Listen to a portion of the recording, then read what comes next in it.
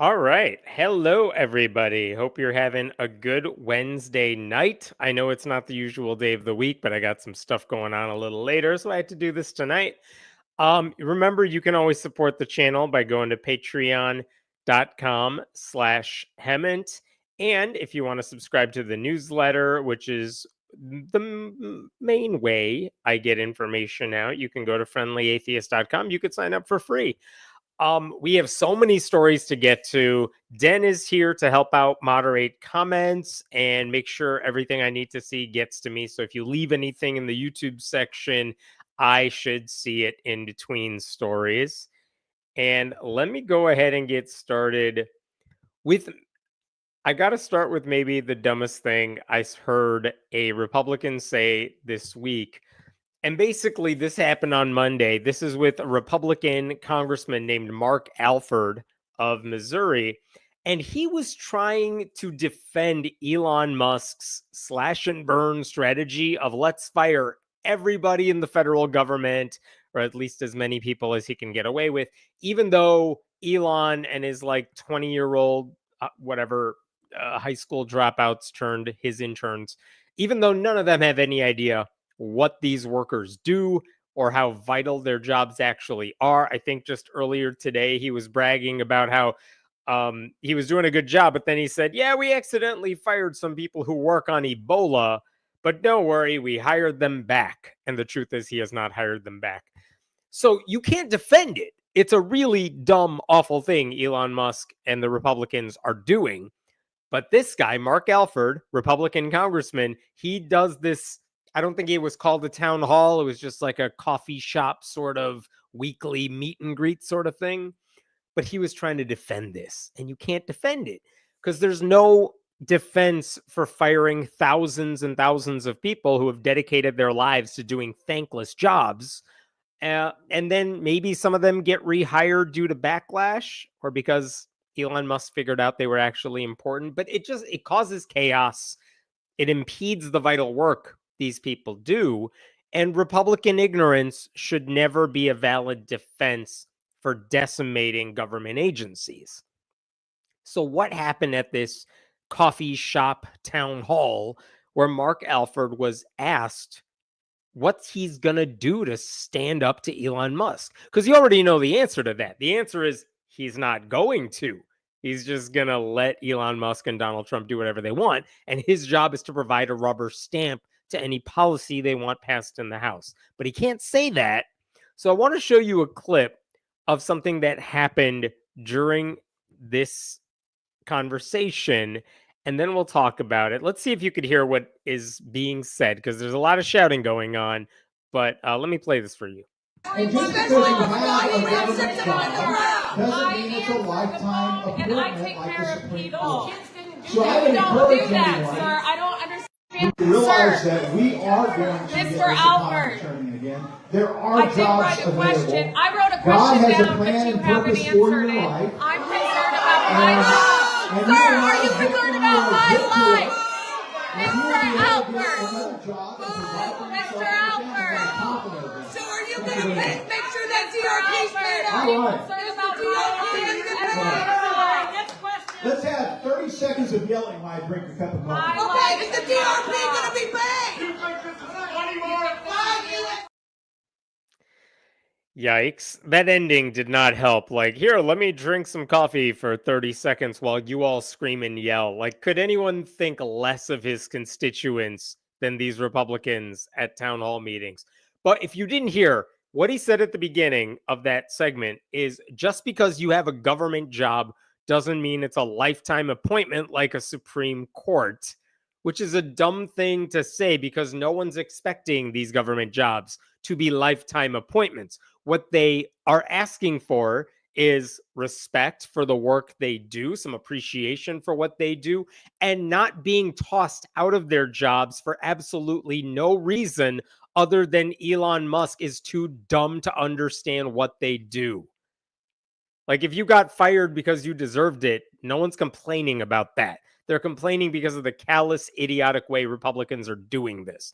And then, on top of that, Alford said after that, I would encourage anyone who finds themselves in this situation to realize that we are going to get this economy turning again. There are jobs available. God has a plan and purpose for your life. That's the thing he said that got so many people pissed off, because not just because of this, but it's a wildly idiotic thing to say when roughly 30,000 people in Kansas City, where he was, work for the federal government, according to the Kansas City Star, especially when pretty much all of them did absolutely nothing to deserve getting fired. It's also a reminder that Republicans cannot defend what the Trump administration is doing in their name. That's why so many of them have decided no more town halls. I don't want to speak to my constituents because they're all really mad at me. And I think it's easier to just cower away rather than face them and explain myself. And what is Alfred doing? He is trying to deflect responsibility from himself and pin it on God instead. This is all part of God's plan. God's going to take care of you, not me, not the guy you elected to literally take care of you. He's cosplaying as a pastor when he's supposed to be a member of Congress. He is suggesting that he has no role to play in what the Republican administration is doing, when the truth is his party is actively propping up the morons in charge who are causing the pain. Alfred literally voted for a budget that would reduce Medicare and Medicaid. He just did that this week. And now he's like, I didn't have anything to do with anything. Listen, here's why you can't think God is going to take care of any of this. Look, God is not going to pay these workers mortgages. God is not going to provide them with health insurance. And hell, if God has a plan and purpose for the people who just had their livelihoods destroyed, then we ought to be able to blame God for causing that senseless suffering. And any God who did what Elon Musk is doing isn't worth worshiping. I mean, the only thing God and Elon Musk have in common is that neither one of them was elected. It's almost unbelievable how many times Republicans want everyone to trust someone else's plan, whether it's God's or Elon's, when they have no ability to articulate the specifics. Why is Elon Musk getting rid of the most important people in these thankless jobs that no one knows what they do? Why is he getting rid of people who work on like nuclear waste? Why is he getting rid of people who help planes land safely? Because he's too dumb to know what they do and too dumb to understand what it is he doesn't know. Elon doesn't know what he's doing. He wants you to trust him.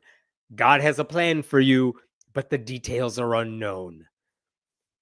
That response, basically saying, oh, if you got fired, thoughts and prayers. That's essentially what he said. That's the same response Christians give when there's like a mass shooting because of the weapons that they allow to spread. It's the same response they give to children in cancer wards, because guess what? Elon Musk just shut down scientific research that could actually help those people in those cancer wards. Like, God is looking out for you is not comforting when the end result is God wants to screw you over. The government should not be in the business of thoughts and prayers.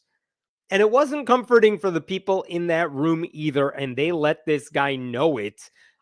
This is from one local paper. Let me show you this. When he said that, the crowd exploded into yelling and screaming. "We don't want your God," a woman screamed. "Our God is Christian," implying that his God is not.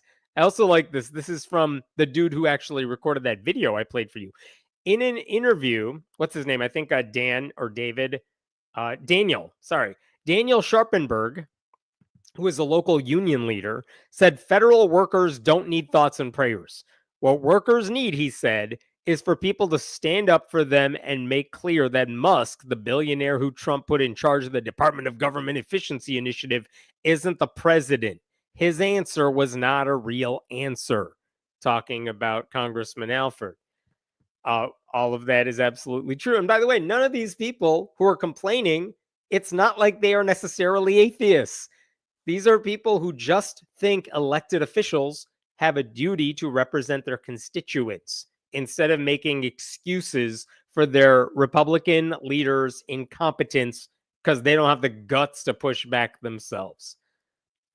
The sad part about all this is Alford is in no danger of losing his job because he won a re-election last year by a very comfortable margin in a very red district, which means he's even less likely to give a damn about all the lives he's destroying by supporting the Republican agenda. Like, unless the conservative voters in that district realize they're the ones contributing to the suffering by electing idiots like him, nothing is going to change. I will say there is one unintentional consequence of what he did, though, because when you merge harmful Republican policies with appeals to Christianity, I think both of those labels become more toxic in the years to come. People will not want to be Republicans. People will not want to be Christians. Like, when this backlash emerges, which, my God, I hope that happens soon. Not only, I hope, will people not vote for Republicans, they'll distance themselves from the Christian label. But none of that is going to help the people Alford doesn't care about, because he thinks giving power to Trump and Musk is worth sacrificing his own constituents. And when people started sharing that clip online, this is a tweet from the Kansas City Star. You could see this here. Kansas City Star Representative Mark Alford tells fired Kansas City federal workers God has a plan at hostile town hall. Guess who replied to that tweet? Mark Alford, who said, actually, the full quote is God has a plan and purpose for your life. You are not a victim. You are a victor. I'm sure that makes the people who got fired feel much better. He said, I was honored to be there and to hear concerns and answer questions. I only wish that we could have had a discussion. Thanks for covering today. Granted, he's not signing up so people can have more discussions. I don't think he has more town halls scheduled. And also, he didn't answer questions. He offered these pithy, thoughtless statements that helped nobody. So this idea like, oh, you missed what I said.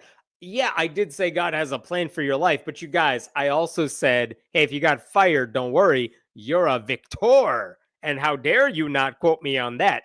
They didn't quote you on it because it doesn't make you feel any better. It doesn't make you look any better. It's just you being an asshole in a different way. Like, the people who lost their jobs due solely to the Republican fetish for destroying the government are victims. They're victims of Republican negligence. And I'm sure many of them will find other jobs elsewhere, but it's the rest of us who are going to suffer if and when they are not replaced, or they are replaced by someone with less experience, less competency, right? If he gave a damn about his own job, maybe he would understand that.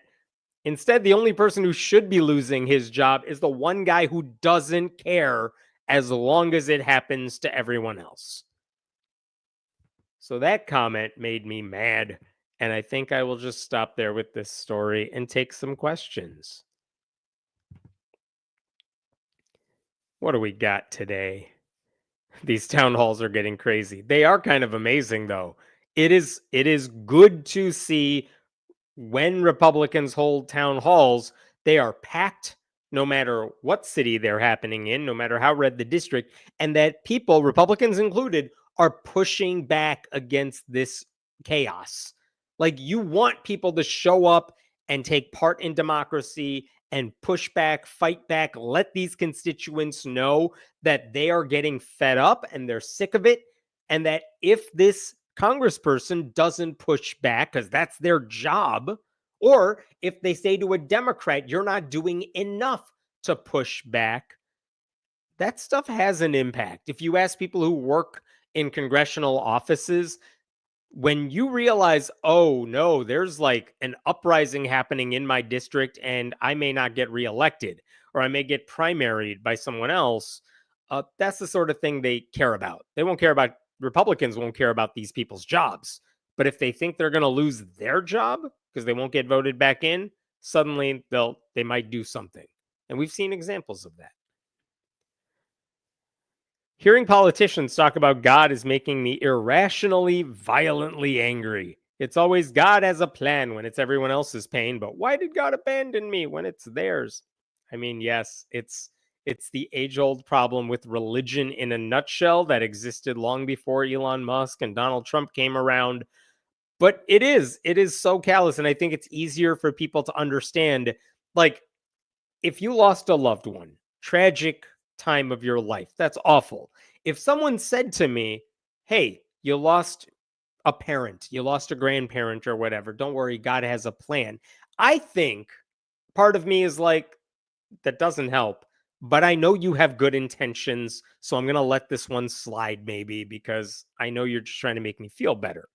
But when you lose your job because Republicans just want to destroy the federal government, and your congressperson's response is, "Don't worry, it's part of God's plan for you," I could see them getting absolutely pissed off because you're not saying that out of any genuine sympathy for what these people are going through. You're saying that because you don't want to admit your party sucks at doing your job. And that's it. That makes people even more angry at the Republicans who represent them and the religion they're citing in that defense.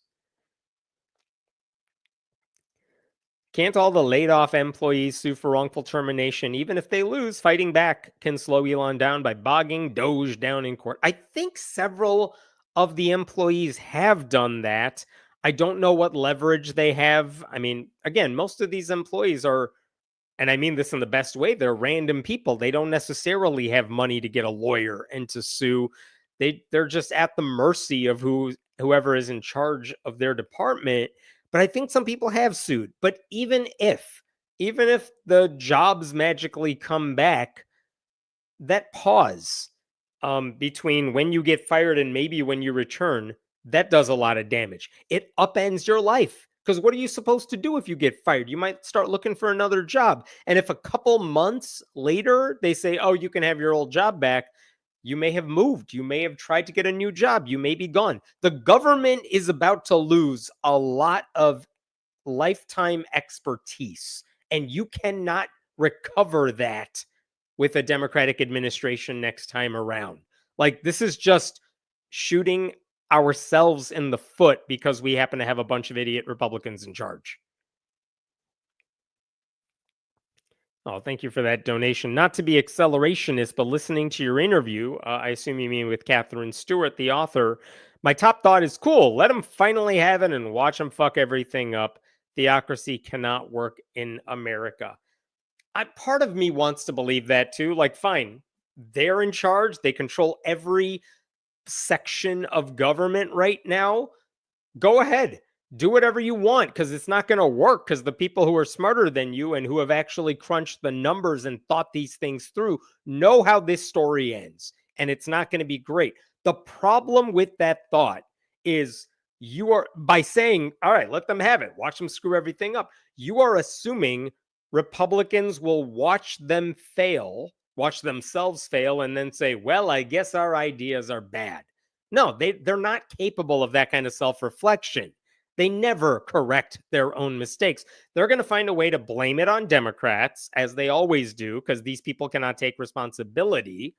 And it won't ultimately matter because when they screw everything up, what that means is, oh, I guess these diseases are just going to spread like measles in Texas right now. You know what I mean? We're not going to get a flu shot next year because the government's not going to fund the pharmaceutical companies who actually make those flu shots for next winter. Things like that. And even if Republicans screw up, I don't think I'm going to feel good saying, "I told you so," when the end result is a whole bunch of people are sick and dying and out of a job and not able to get health care, insurance, what have you. So I don't think it's okay to just say, let them screw up. Let them, they made their bed, let them lie in it, because we're the ones who are going to suffer because of their negligence. So it is our responsibility to fight back now before things get worse. Any predictions of what will happen with Doge and Musk? I can only follow American politics intermittently and would appreciate your thoughts on this. I mean, my prediction, I wouldn't bet any money on this, but my prediction is really soon it's going to start dragging down a lot of Republicans. It already is. It's why they don't want to have town hall meetings. So Elon's so bad at what he does because he's a moron. He just happens to be a very rich idiot. He's so bad at what he does. He's going to hurt so many people, and it's going to start dragging down a bunch of Republicans.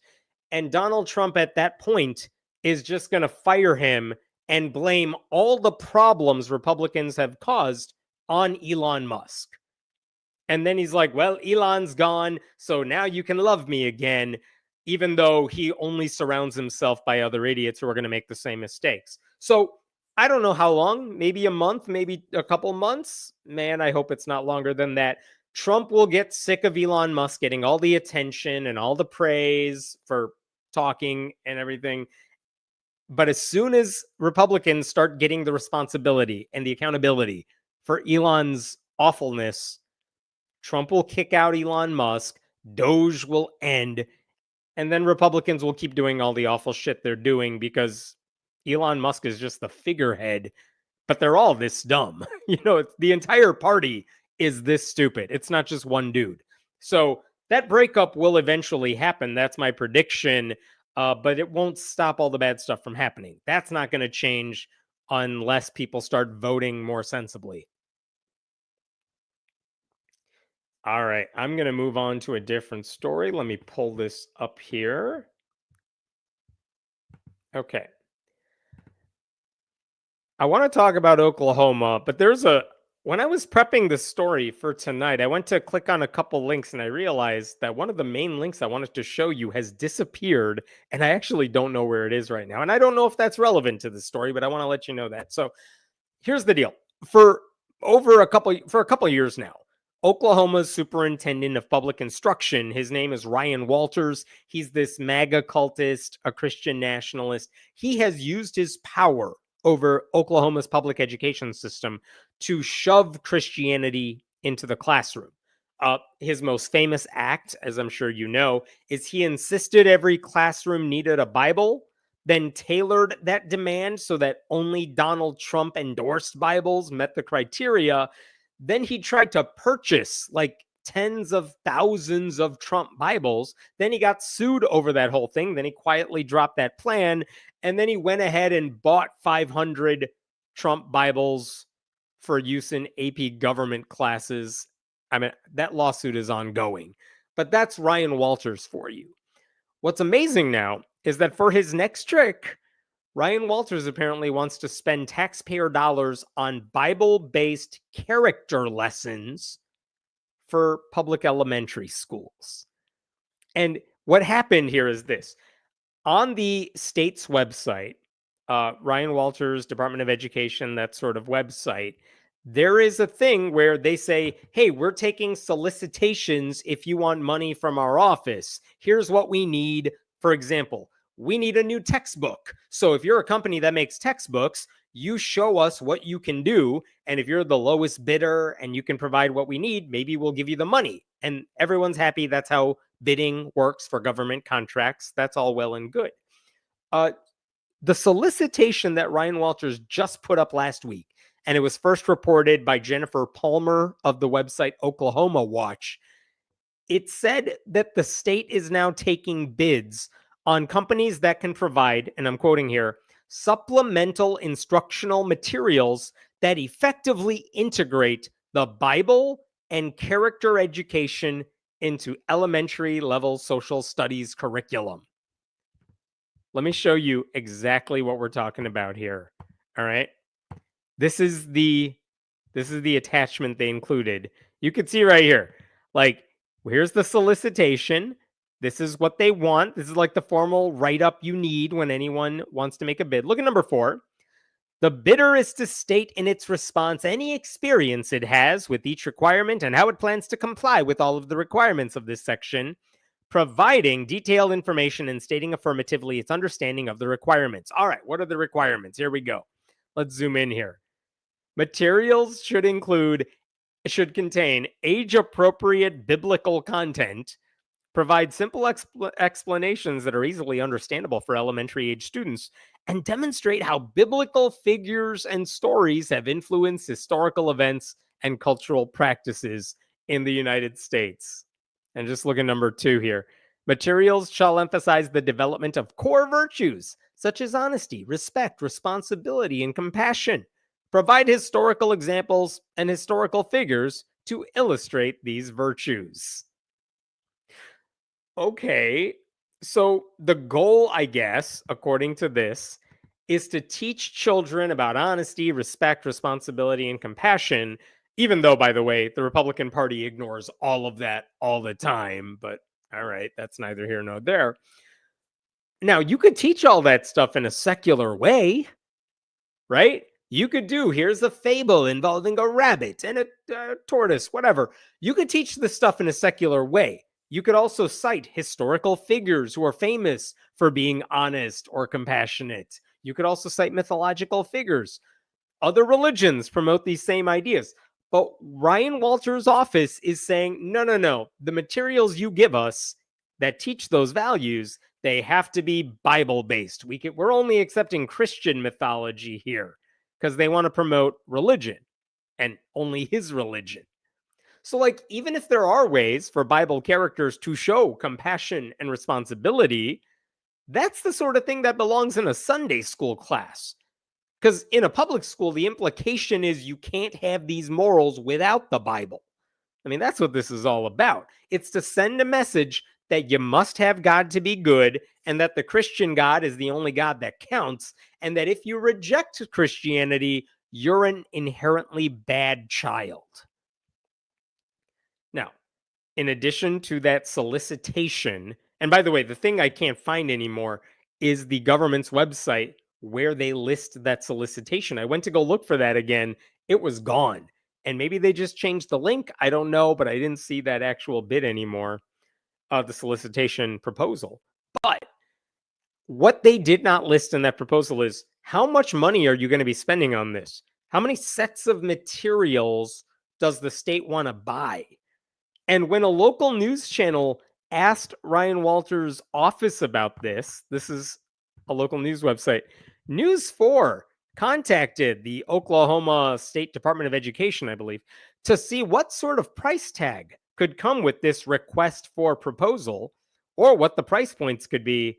You know, we contacted them. We asked what Superintendent Walters, bad grammar, why this RFP is needed and what the expectations are with buyers. We'll provide more information when it becomes available, which is a newsy way of saying they won't get back to us and answer any of these questions.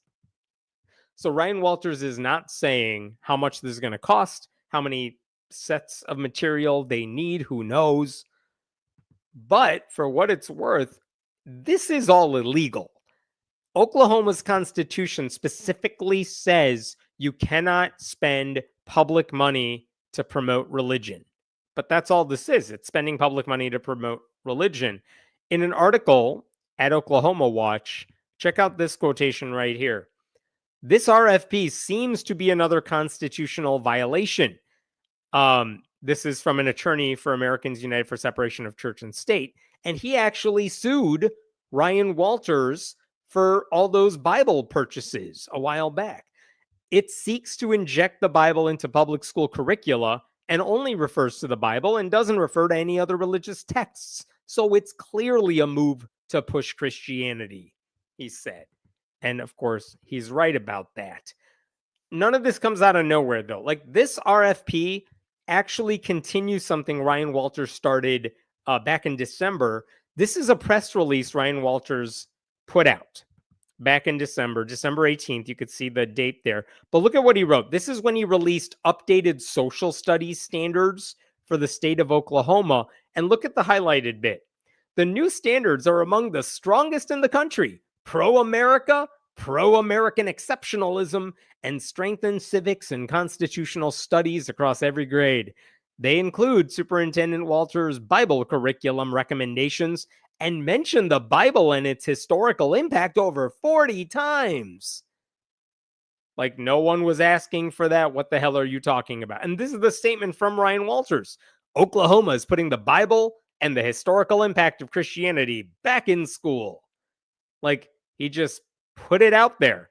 The part that's going to be mentioned in the lawsuits, he just put out there. So I made a video about the new social studies standards and how they tried to incorporate the Bible in it. Well, this new request for proposal is exactly that. He wants to now use the Bible to teach character education, and he wants taxpayers paying for it, right? It's all BS. It is so frustrating that this is going on. A couple last things about this. I spoke to another attorney, Sam Grover, with the Freedom from Religion Foundation. He told me this. He told me what Alex from AU said, which is this is another blatant constitutional violation. The Freedom from Religion Foundation is one of the many church-state separation groups already suing Ryan Walters over the Bible stuff. And Sam Grover told me they will probably just update their lawsuit to include this new directive, this new request for a proposal to teach faith-based character lessons. They're just going to update their lawsuit to say, look, we have more evidence of him trying to use taxpayer money to promote religion. The other thing I would just want to let you all know, if you're not aware of it, is that the Republican governor of Oklahoma is Kevin Stitt. I believe he's term limited out, so he's not going to be running for governor next year. Kevin Stitt does not like Ryan Walters at all. He has waged a cold war on Walters because Ryan Walters is deeply unpopular. Teachers hate him. The public doesn't like him messing with their schools, their school boards, the curriculum, all that stuff. Ryan Walters has an audience of one, and it's Donald Trump. So people hate Ryan Walters. Kevin Stitt's like, you are making me look bad. I don't like you. So recently, Kevin Stitt replaced 3 members of the Board of Education. These are the people who would have to vote on Ryan Walters' policies. And I don't know how that relationship ends, but it's not going to end well, which is fantastic because you have 2 horrible groups of people fighting each other. So, hey, at least there's a silver lining to all this. All right, what do we got here? What questions? I'm going to all caps this. Why do we have to fight our own public servants to compel them to obey the laws and Constitution? Okay, rant done. Yeah, I agree. You shouldn't have to fight your elected officials to make them do their jobs. But Republicans no longer care about the laws or the Constitution. So apparently they need to be pressured into doing the right thing all the time. It's like religion. You cannot expect people who are religious to do the right thing. Because for a lot of them, their religion opposes you doing the right thing. The moral thing, the obviously moral thing. So they need to be pressured into doing it. So, I mean, this is not new. This is not something that we just figured out with Donald Trump. This was true with George W. Bush. It was true before him, too. You can't expect Republicans to do the right thing when their entire party is always steering them away from doing something that will help people. So we have to keep fighting these public servants. And by the way, that also means you fight back against Democrats who aren't doing enough. Just voting against Donald Trump is not enough. You need to be using every platform to let everyone know what these people are doing in Congress, what Donald Trump's office is doing, what Elon Musk is doing, because people have no clue. They think government's to blame. No. Government's not the problem. Republicans running the government are definitely a big part of the problem. So they have to not be afraid to say that out loud and figure out ways to do it effectively. Like AOC does a great job of it. Maxwell Frost, another Democrat, does a great job of it. Jasmine Crockett's been fantastic. Jamie Raskin. But you have way too many Democrats who are too afraid to say the obvious. I would love if a child utilized malicious compliance for that. Teacher, write an essay on how the Bible influenced U.S. history. Child writes an essay on how Southern Baptists supported slavery. Love it. I love that idea. But also, I don't like that we have to put the responsibility on children to do the malicious compliance here. Let's see some teachers do it. Let's have some pink-haired, godless heathens, like we talked about last week, teach these Bible classes that show people what the Bible actually says.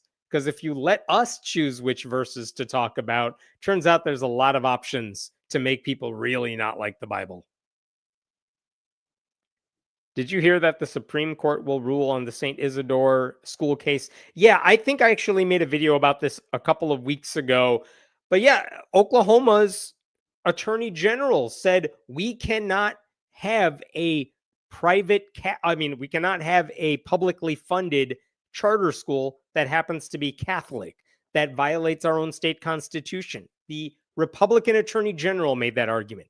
The Republican Supreme Court of Oklahoma said, yeah, we cannot allow a Catholic charter school to be publicly funded. And now the Supreme Court, US Supreme Court, has taken up that case, and who knows what they're going to do. And that's not great that they even chose to look at it, because there's no controversy here. It just shouldn't be happening. All right. I'm going to jump to the next story here. Oh, this one's also in Oklahoma, but this one is somehow better news. I don't know how. Let me get rid of some tabs here.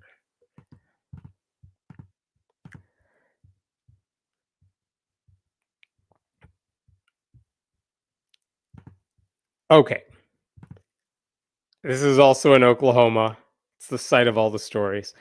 I've talked about this guy before. His name is Dusty Devers, the name of a failed porn star. He's an Oklahoma state senator, and he's a hard right, MAGA loving Christian nationalist in one of the reddest states in the country. So you know he's excited. I mean, he knows very well that he's probably not going to get a lot of legislation passed. But in Oklahoma, if you propose the most extreme kind of legislation, you're going to get a lot of attention for it. And that's kind of the only thing he's been good for, getting attention. And back in January, he announced this. He announced a slate of legislation to restore moral sanity in Oklahoma. Look at the date on that one, January 22nd. And basically what Dusty Devers said is, I'm filing 8 bills that I think are the morally correct thing to do. And I want to highlight just a few of these here because he listed them. Look at this one. Senate Bill 456, the Abolition of Abortion Act. He thinks women in Oklahoma have it too easy. Sure, they can't access an abortion doctor. Sure, they can't get the procedure done. But you know what they can do? They can order pills, morning after pills, Plan B pills. And so he wants to make sure they're not allowed to do that either. He says, while clinics may be prohibited from performing abortions, pro-life laws currently being enforced allow mothers to order abortion pills online and administer them herself. We can't allow women to take care of themselves. Are you kidding me? And so his bill would basically close that loophole and punish any woman who takes a pill, anyone who helps her procure a pill. That's one of his 8 things that he wants to do. Here's another one. We talked about this one, I think, a couple of weeks ago. Senate Bill 228, the Covenant Marriage Act, which would make it harder for couples to get divorced. When you get married and you sign your wedding license, you would have the option of signing a covenant marriage, which basically says you can only get out of this marriage under very specific circumstances. If you don't love your husband anymore, too bad. If he's emotionally abusing you, no one cares. You're stuck. That's what a covenant marriage is. And at the bottom here, it says couples who opt into a covenant marriage would be eligible for a $2,500 tax credit. So Dusty Devers was literally done. Sorry, I think I disappeared for a second. He's bribing these people to get a covenant marriage, even though it is a bad decision for anyone who does it. And as I said in a previous video, who is more likely to get a covenant marriage? A lot of Christians who are pressured to do it, and a lot of young people who are also Christian who get married very young. So they're delusional enough to think the first relationship they're in is the one that's going to last forever. So that's a bad, bad bill. And there's one more here that's disturbing. SB 829, prohibiting no-fault divorce. And what this bill would do is when you get divorced in Oklahoma, you have to explain to the judge, to the courts, why you are getting divorced. And it's not really a big deal. You can just say incompatible and be done with it. And then you don't have to share your business with anybody. Just say irreconcilable differences. We're out. We'll take care of the paperwork and the kids. And now we're separated. We're done. And this would ban that. Look at what the first sentence says. This bill would end no-fault divorce in Oklahoma by removing incompatibility as a justification for divorce. The other reasons would be allowed to stay. But the one that most people cite, just incompatibility, would be off the table, which means you either have to lie to leave or just make something else up. I don't know. But that's Dusty Deaver's great plan to restore moral sanity back to Oklahoma. Other things on that list. He would ban pornography, just all of it. Not just like obviously illegal forms of it. I mean, going to a website and watching it in the comfort of your own home when you're an adult by yourself, watching people who made that stuff consensually. He wants all of that banned. He also wants to ban any kind of drag performances for children. Just cause. Okay. And when he was asked to explain all this, here's how he explained this slate of bills. Contrary to what the left would have us believe, it doesn't have to be this way. We can and should imagine and move toward a society that celebrates virtue in the public square rather than vice. We can restore normalcy, decency, and morality. We can protect the most vulnerable, restore a high view of marriage, and shield children from explicit material that can warp their innocent minds, like watching a man in drag. We simply must have the courage to stand against the most radical and degenerate elements of the far left. This is Dusty Deavers, by the way, the same guy who thinks the thrice married, never read the Bible guy who was with a porn star while his third wife was having his fifth child. I mean, that guy, that's the height of moral sanity for Dusty Deavers, right? But this is what he pushed. And the reason I bring all this up is that there's some, this week, actually last week, I should say, there was finally some action taken on these bills in Oklahoma in a very red legislature. And the reason it's interesting to me is because even Republicans have made it clear they want nothing to do with this shit. Unbelievable. Because Oklahoma being as red as it is, if any state's going to pass any of these bills, it's a place like Oklahoma. And yet, okay, so consider the anti-abortion bill. It failed in the Senate Judiciary Committee because this involves laws. It failed 6-2. 6 people did not want this bill to be voted on. And guess what? There were only 2 Democrats on that committee, which means 4 Republicans joined their ranks in opposing this bill. And during the debate, Republicans asked Deavers, like, well, how does this apply to women who might travel out of state? Because a lot of women are doing that. If they need an abortion, they can't get it in Oklahoma. Maybe they go to a neighboring state to get it done. If this bill prohibits abortion, what are you going to do about those women who are going to other states? Are you going to make them take a pregnancy test before and after they leave the state? Like, how are you going to prove that a woman is pregnant and then went out of state to get an abortion and came back not pregnant? How are you going to prove that? And how do you prove that a woman took an abortion pill in the privacy of her own home rather than just had a natural miscarriage?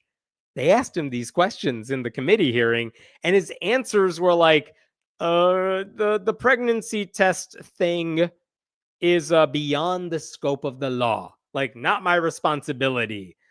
He just doesn't want to think about the nuance of what he's suggesting. He also said the death penalty might indeed be justified. This is what he said about this. Unbelievable. If abortion is prenatal homicide, and I believe it is, That's the question that's before us. Is abortion prenatal homicide, and should it be treated the same as murdering a born person? And then a Republican asked him, are you saying the abortion provider would be an accessory to murder because that would lead to the death penalty? And then what does Devers say? It depends on the situation, the specific situation. If the woman went into, currently it'd have to be something like a back alley abortion, and an abortion provider did that, then the courts would make a determination on the measure of fault in that situation. That is all word vomit gibberish. What Devers is saying is the only type of abortion he can think of is some theoretical one that happens in a back alley somewhere, because he doesn't understand that women can just go to clinics and have it done safely. And he thinks that if someone helped a woman in a back alley obtain an abortion, well, that counts as being an accessory to murder, and then we might have to execute that abortion doctor. Like, this is his idea of good governance. And that's why even Republicans are like, we're not voting for this. You're crazy. Okay, what about the covenant marriage bill? That was also going through the Judiciary Committee. Same place with like 2 Democrats only. So if Republicans work together, they could get that thing to the floor of the Senate. But guess what? They didn't actually talk about the ethics of the covenant marriage thing. They actually talked about how the tax credit would work. And I'm going to play you a clip of this. It's a long clip, but I want to show you this because remember, Dusty Devers' bill said couples entering a covenant marriage at all could get a $2,500 tax credit if they file jointly. But according to his bill, the way to get a covenant marriage is you sign paperwork saying you are entering, and I'm quoting here, a lifelong covenant made before God. And that led to some very interesting questions like, are you just giving a tax break to religious people? Because that's just opening the door for lawsuits. What if atheists get married and want a covenant marriage because they want the tax break? Do they have to lie to the government that they're making this covenant before God? And are we saying it's basically okay for them to do that if they want the tax break? And they asked Devers about this, and I want to show you his completely insane response. Let me show you this right here. So the first sentence that would have to be included in a covenant marriage says, we do solemnly declare that marriage is a lifelong covenant made before God. How would that work for atheists or non-religious people? If they could sign the Declaration of Intent and make that statement, then that's how it would work. Follow up. Senator Brooks, you're recognized for a follow-up. So to be able to get a tax credit of $2,500, if they signed it but didn't believe it, then they would be able to get it anyway? This bill does not have a test on internal measure of assent to what they're saying. Follow up. Senator Brooks, you're recognized for a follow-up. But it would have a religious requirement to be able to get a tax credit. Is that correct? If you're going to sincerely sign this before God, then obviously you must be religious to some degree. Senator, I appreciate the question. While I might wish that everyone would do as we say, I don't always do that, unfortunately, and I have to turn from my sin. I have to repent if I lie, and the same would go for anyone. But there is no distinction in this bill that says you may not lie before God. It's on that person's conscience. It's up for them to decide. So this bill doesn't have that test in it. I love that whole clip because it's so obvious Dusty Devers has never thought through the logical consequences of everything he's proposing here. He's like, well, I guess if you want to lie to God to get some cash, I suppose that would be okay. I mean, that's on you, really. Like, he has no clue what he's talking about. He has no idea that he's setting the state up to be sued and the state would lose. And so guess what? The same Judiciary Committee full of Republicans voted 6-2 against passing the covenant marriage bill. And then they went 6-2 to shoot down his no-fault divorce ban bill. All right. So those are the only three that came up for a vote right then and there, but they didn't go anywhere. That same committee, by the way, also voted 5-3 against a different bill that I talked about in a previous show, which would have installed 10 Commandments monuments inside and outside of the Oklahoma State Capitol. And the reason they voted against that bill too, check this out. Senators in opposition to the measure expressed concerns that it was unconstitutional, which would lead to other religious monuments, and went against the will of the people. Basically, that's a long way of saying, oh no, if we allowed the 10 Commandments monument on the Capitol grounds, we might have to say yes to Satanists too. So they voted 5-3 against that bill as well. All of this is happening just a couple of weeks after Dusty Deevers had to withdraw a completely different bill that would have eliminated certain special education services in public schools, because a bunch of Republicans are like, why would you hurt special ed students in public schools? And they were so furious with him that even he backed down from that. And honestly, he apologized for that one, because he's like, sorry, I didn't know I was a complete idiot about this. Like, I guess there's an open conversation to be had about whether extremists like Dusty Deevers or the guy who proposed the 10 Commandments thing, are they bad at their jobs because they can't get anything passed?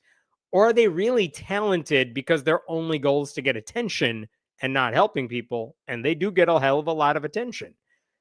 But you got to take your wins when you can. And these guys are so extreme that even Republicans in ruby red Oklahoma want nothing to do with their dumb ideas.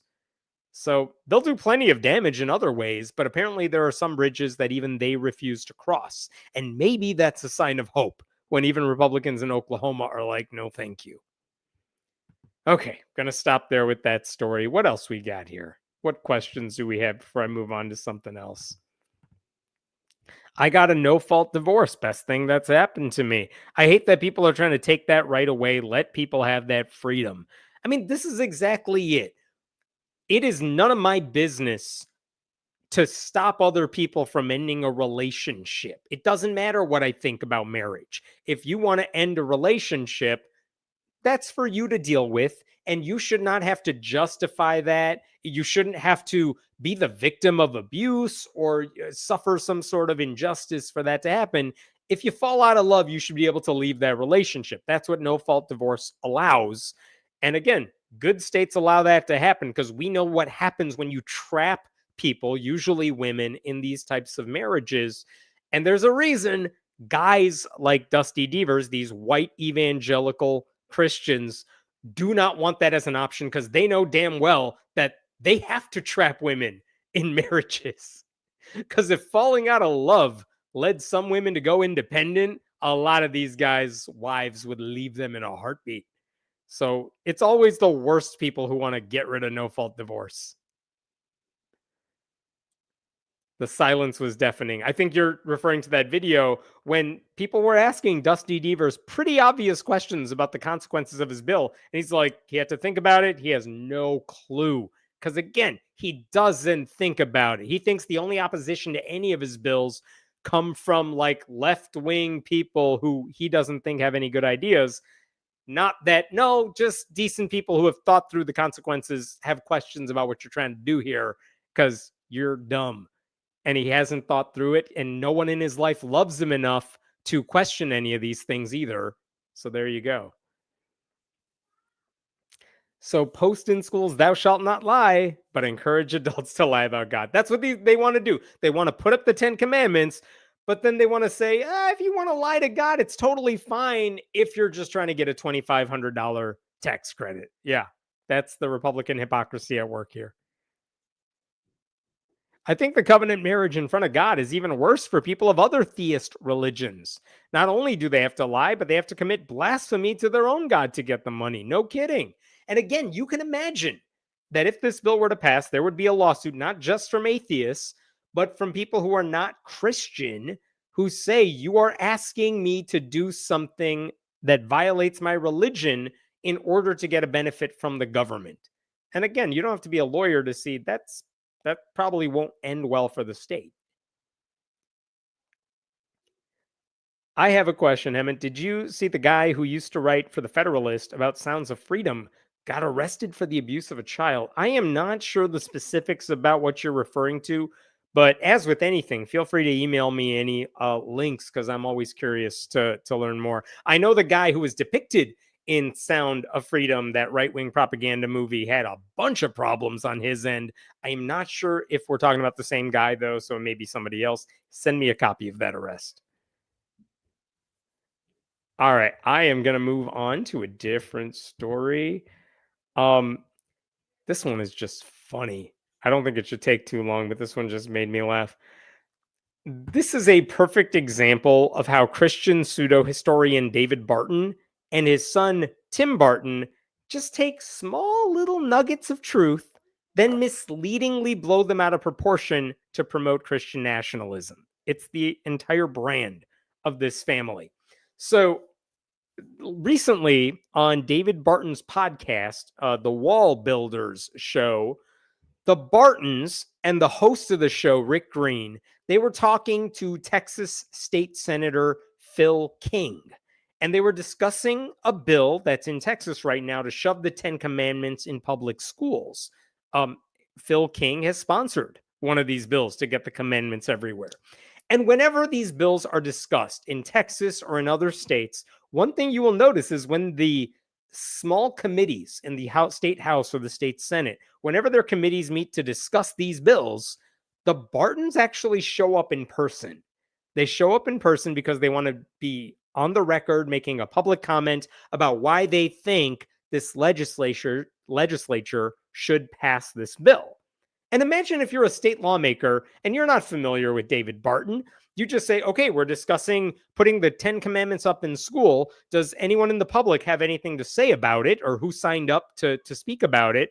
And David Barton shows up and he says, I'm just a Southern guy here, and I'm just showing up to tell you should do it because guess what? My organization works literally with American history stuff, and the 10 Commandments are everywhere. And he holds up little relics from the past. And if you're not well versed in David Barton's lies, you might be suckered into thinking, oh, this random dude who just showed up makes a good point. And that's what the Bartons are banking on. Okay, so the Bartons were talking to Phil King about how they appear in person to make a historic case for why the 10 Commandments should go up in public schools. And the thing is, every time they make those arguments have been debunked by historians, by federal judges. But the Republicans they tend to speak to do not know that, or they don't care about it. So the Bartons just keep spreading their lies. So Phil King went on their show, and he was saying the commandments are integral to the U.S. Constitution and the Declaration of Independence. That's not true. He said that the 10 Commandments were posted in classrooms and buildings all across our country until 1980. That's also a lie. And then he said, children cannot really understand what it means to be a Texan, what it means to be an American, unless they know the 10 Commandments. That's never been true. I don't know what the hell he's talking about. But one thing that was interesting is he did say that one goal of his bill was he knew they were going to get sued over it. And he said, we want to get sued because we're going to appeal any challenges all the way to our friends at the U.S. Supreme Court so that they can finally eliminate any remaining obstacles in the path of this kind of Christian nationalism. But the part that really gave away how shallow these arguments are came during this interview when the host, Rick Green, was speaking with Tim Barton afterwards. So Phil King told them about what he was going to do. He leaves the show. The host of the show is like, hey, Tim Barton, tell me more about why you're so passionate about this. And Tim explained that when he and his dad speak in front of legislatures about 10 Commandments, David Barton tends to talk about the history and tradition, while Tim Barton focuses on the moral elements and why you should have the commandments up. And that's when he offered the dumbest defense of the 10 Commandments you will ever hear. Let me play you this clip. Tell me when you hear it. And then my dad usually, I don't need to speak for you, Dad, but usually gives some of the historic background to show the history and tradition of the 10 Commandments. And then I will often give some of the moral aspect in addition to a little bit of the history aspect.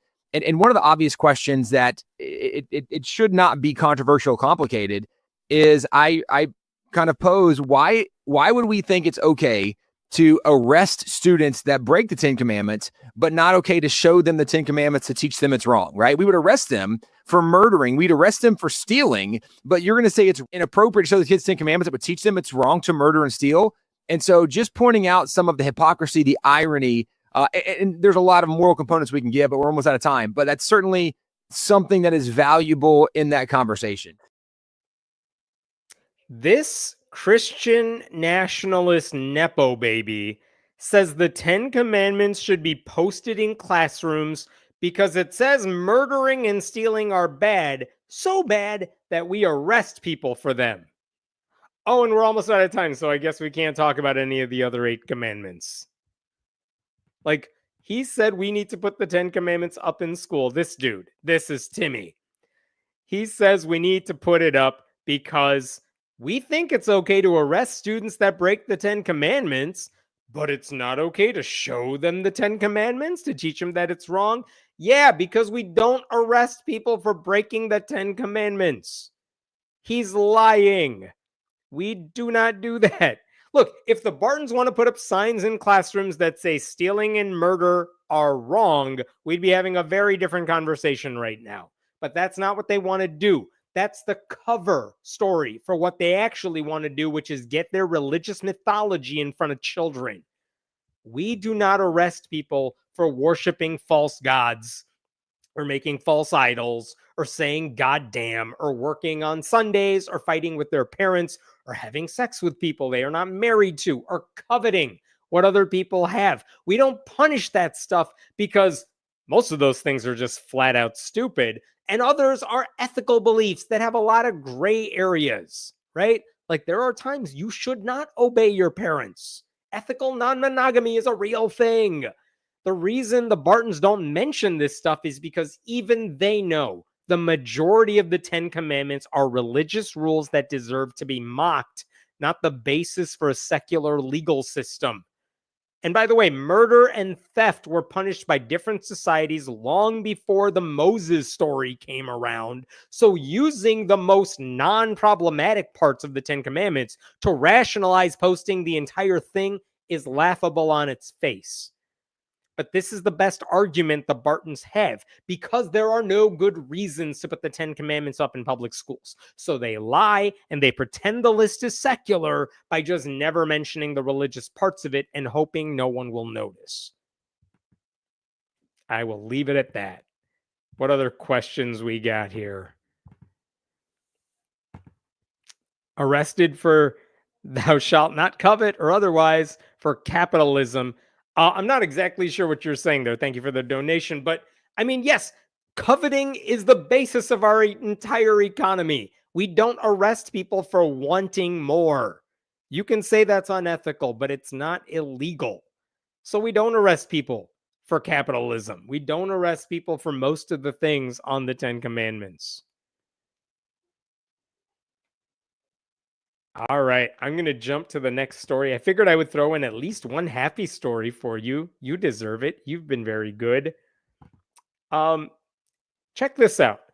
There was a special election in the state of Maine for a seat in the Maine State House.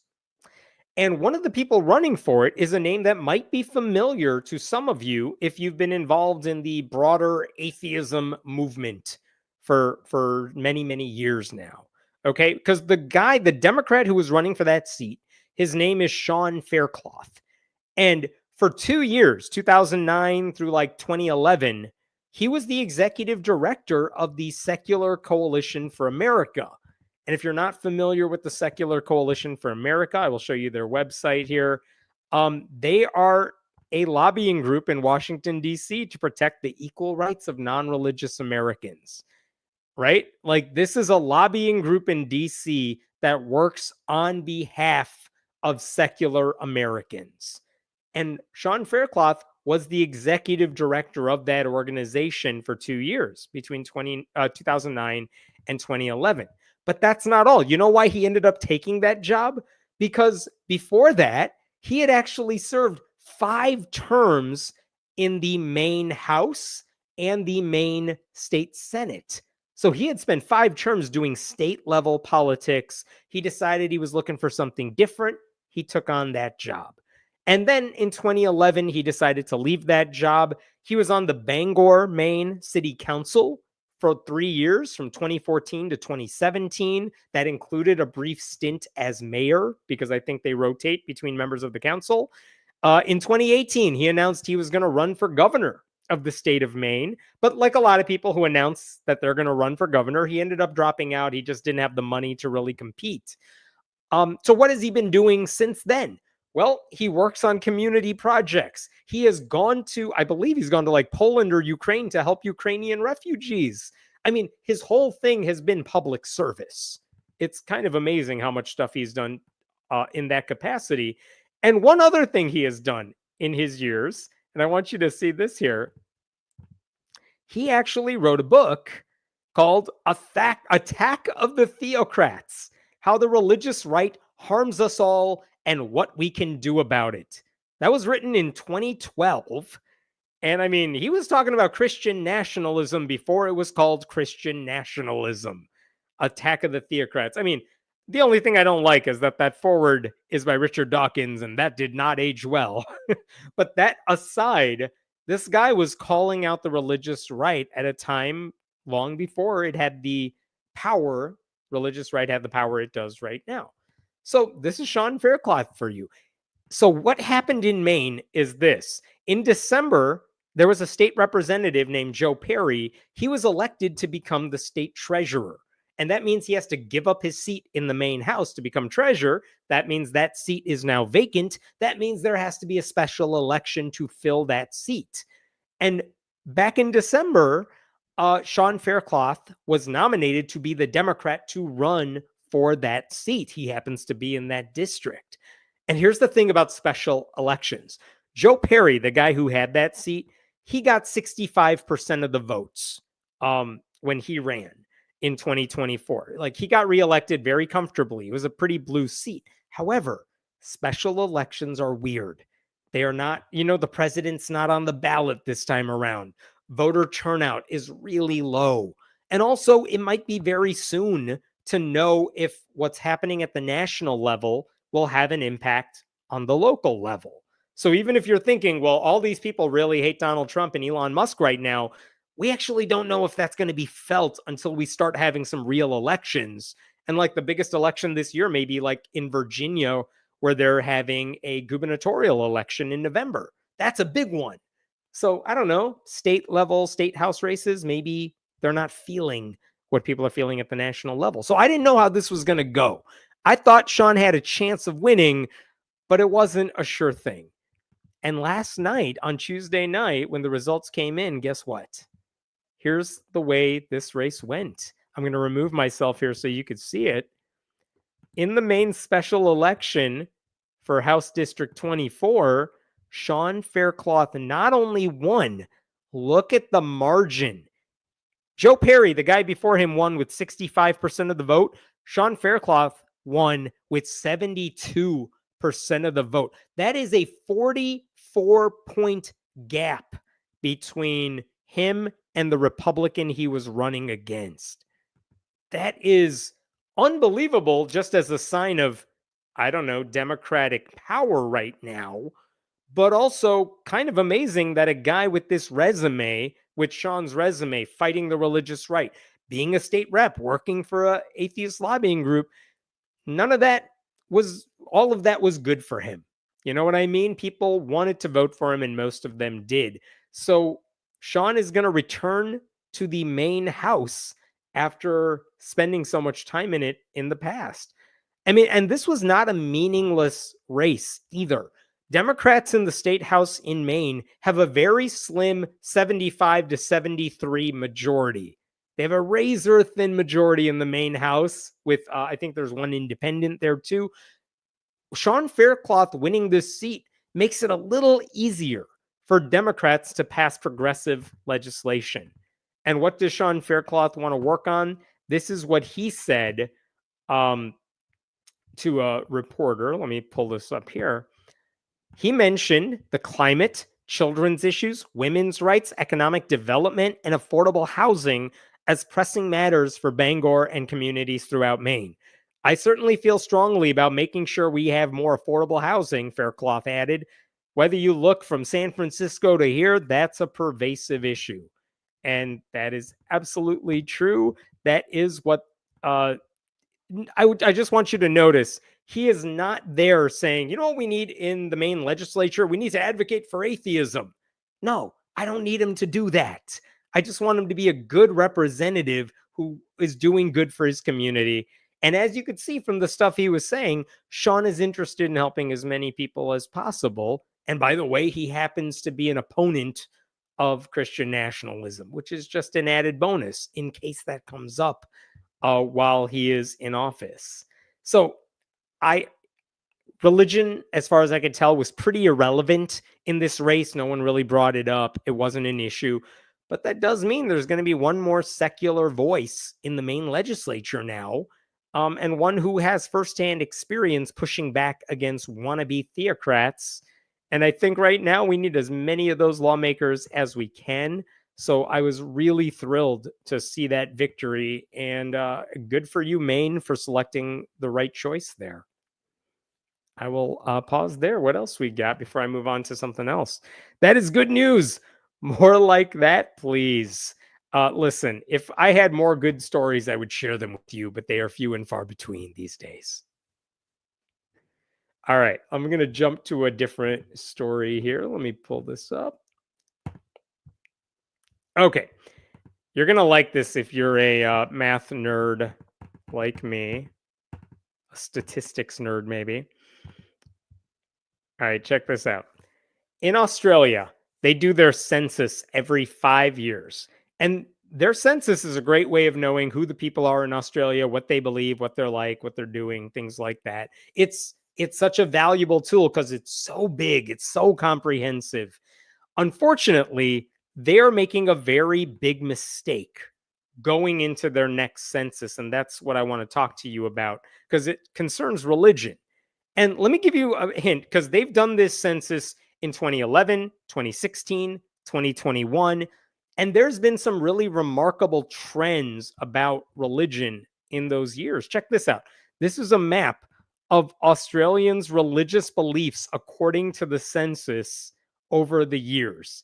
And you could see there's been a decline in people who believe in Christianity and a subsequent rise, almost a parallel rise, in the people with no religious faith at all. And the reason I mentioned that, just to give you some numbers here, the percentage of Australians who have no religious affiliation, in 2011, it was about 22%. In 2016, it was 30%. In 2021, it was about 39%. And that's the number I was just showing you right here. 39% is right up there. And so you would think 5 years later, in 2026, you're going to see, if the trends continue, no religion is going to overtake Christianity as the most popular religion in the country. At least it has a plurality of the numbers there, right? So on top of that, the reason people believe that is because nearly half of millennial Australians have no religion compared to 30% of baby boomers. So in the 5 years since last time, if old people have died off, odds are you're losing a lot of religious people, and the people who are taking their place have less organized religion. But the only way to verify this is if you're asking the right question about what religion are you, right? Because that's how they're getting this information. What's your religious belief? We need to know so we could figure out what's happening in terms of the religious demographics in the nation. And so I want to show you something. This is how they asked the religion question in 2011. And I want you to think about this. This is how the question was asked. I'm going to remove myself so you could see the full thing. What is the person's religion? And you could see on this right-hand side, you could answer Catholic, Anglican. You could also go Islam, Baptist, Lutheran. Then you get a giant space where you could fill in other. And then look at the very bottom. Very bottom. It says no religion. So if you were raised Catholic, but you no longer believe, what would you fill in here? Maybe you fill in Catholic because that's your family's religion. Maybe you have something else that you believe in now and you would write it in, but there's a good chance you might not even see the no religion option at the very bottom after a big block of text. Like, the design of that is unbelievably dumb. And then on top of that, look over there. Look at the instructions for the question. Answering this question is optional. That's fine.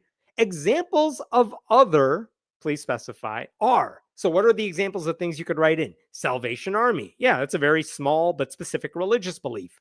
Hinduism, Judaism, humanism.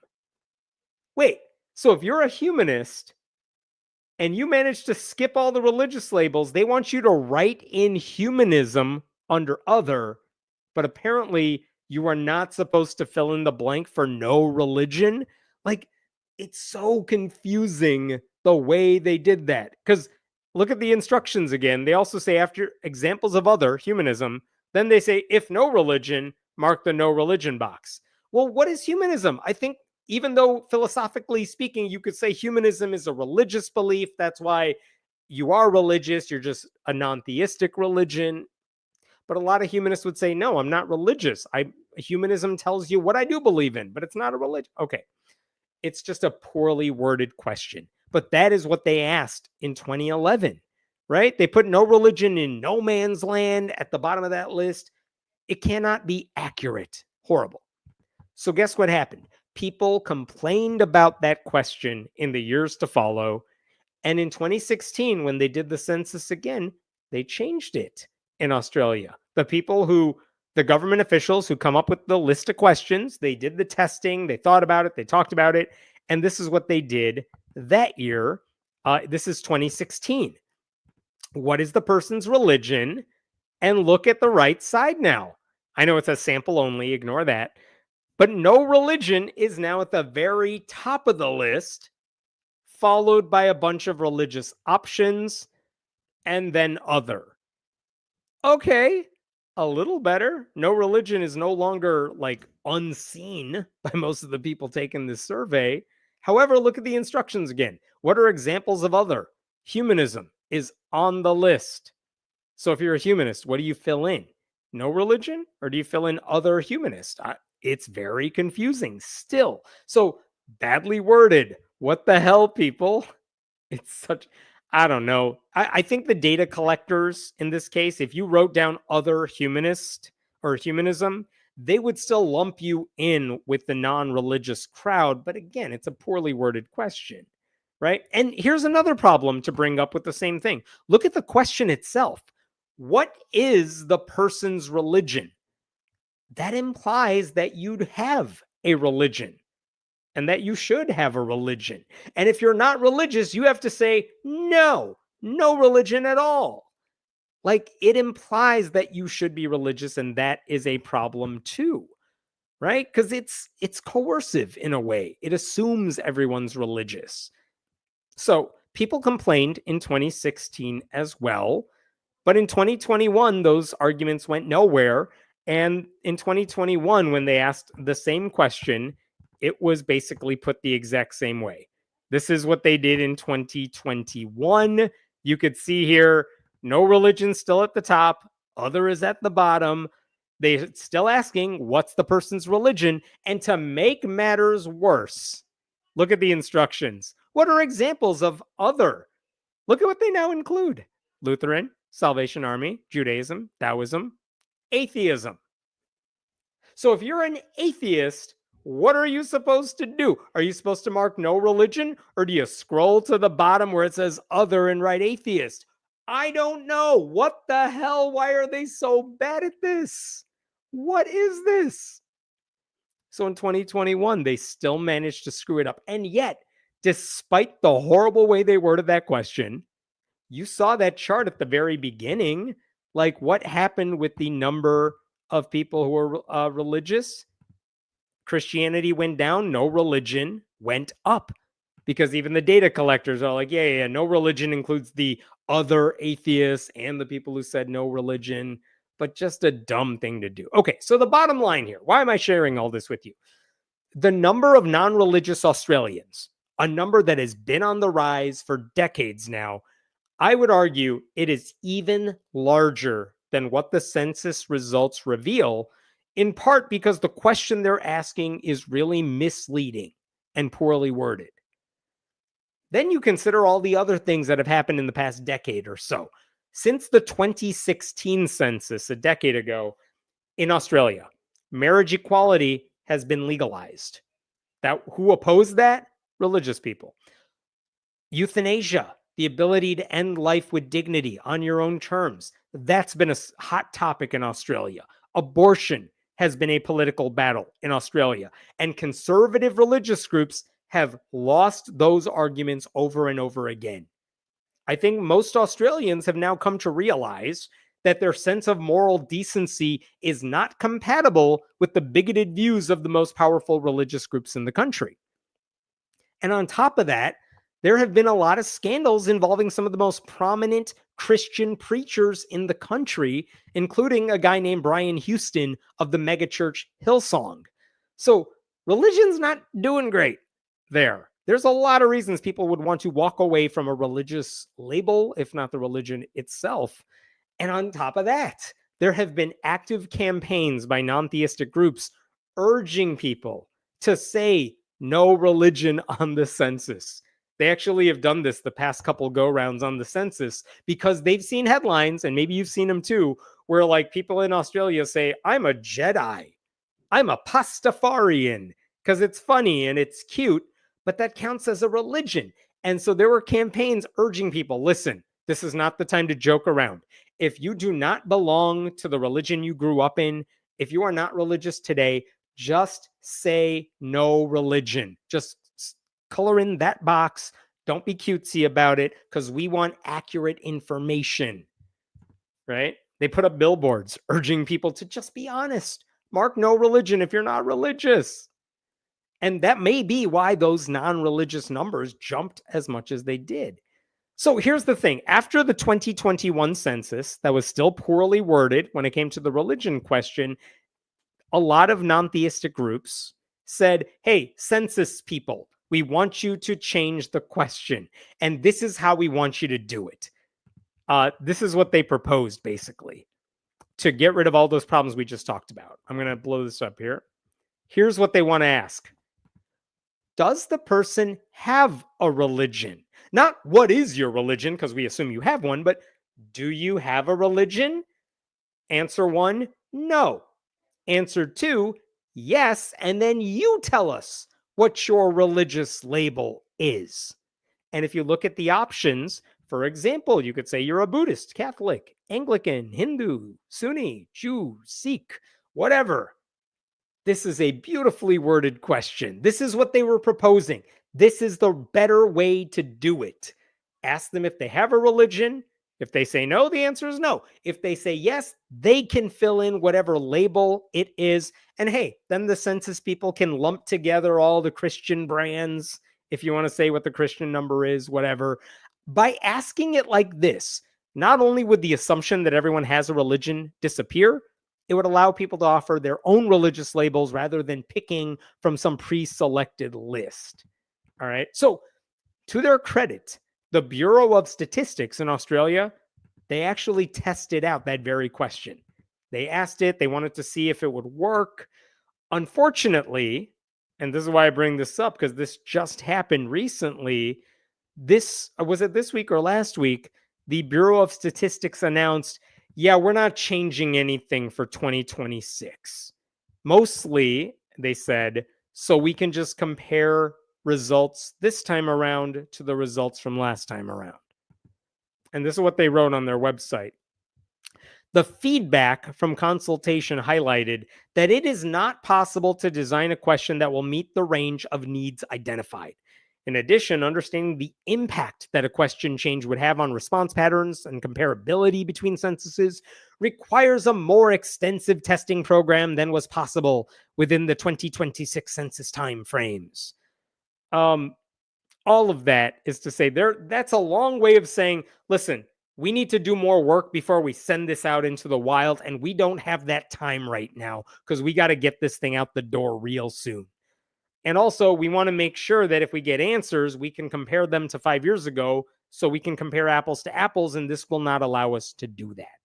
So unfortunately, they're just saying we cannot make that change, which is unfortunate. The one change they said is we will not, in the instructions for the badly worded question, we won't say atheism is an example of other. We're going to remove that from the list, but the question will be the same as it was 5 years ago.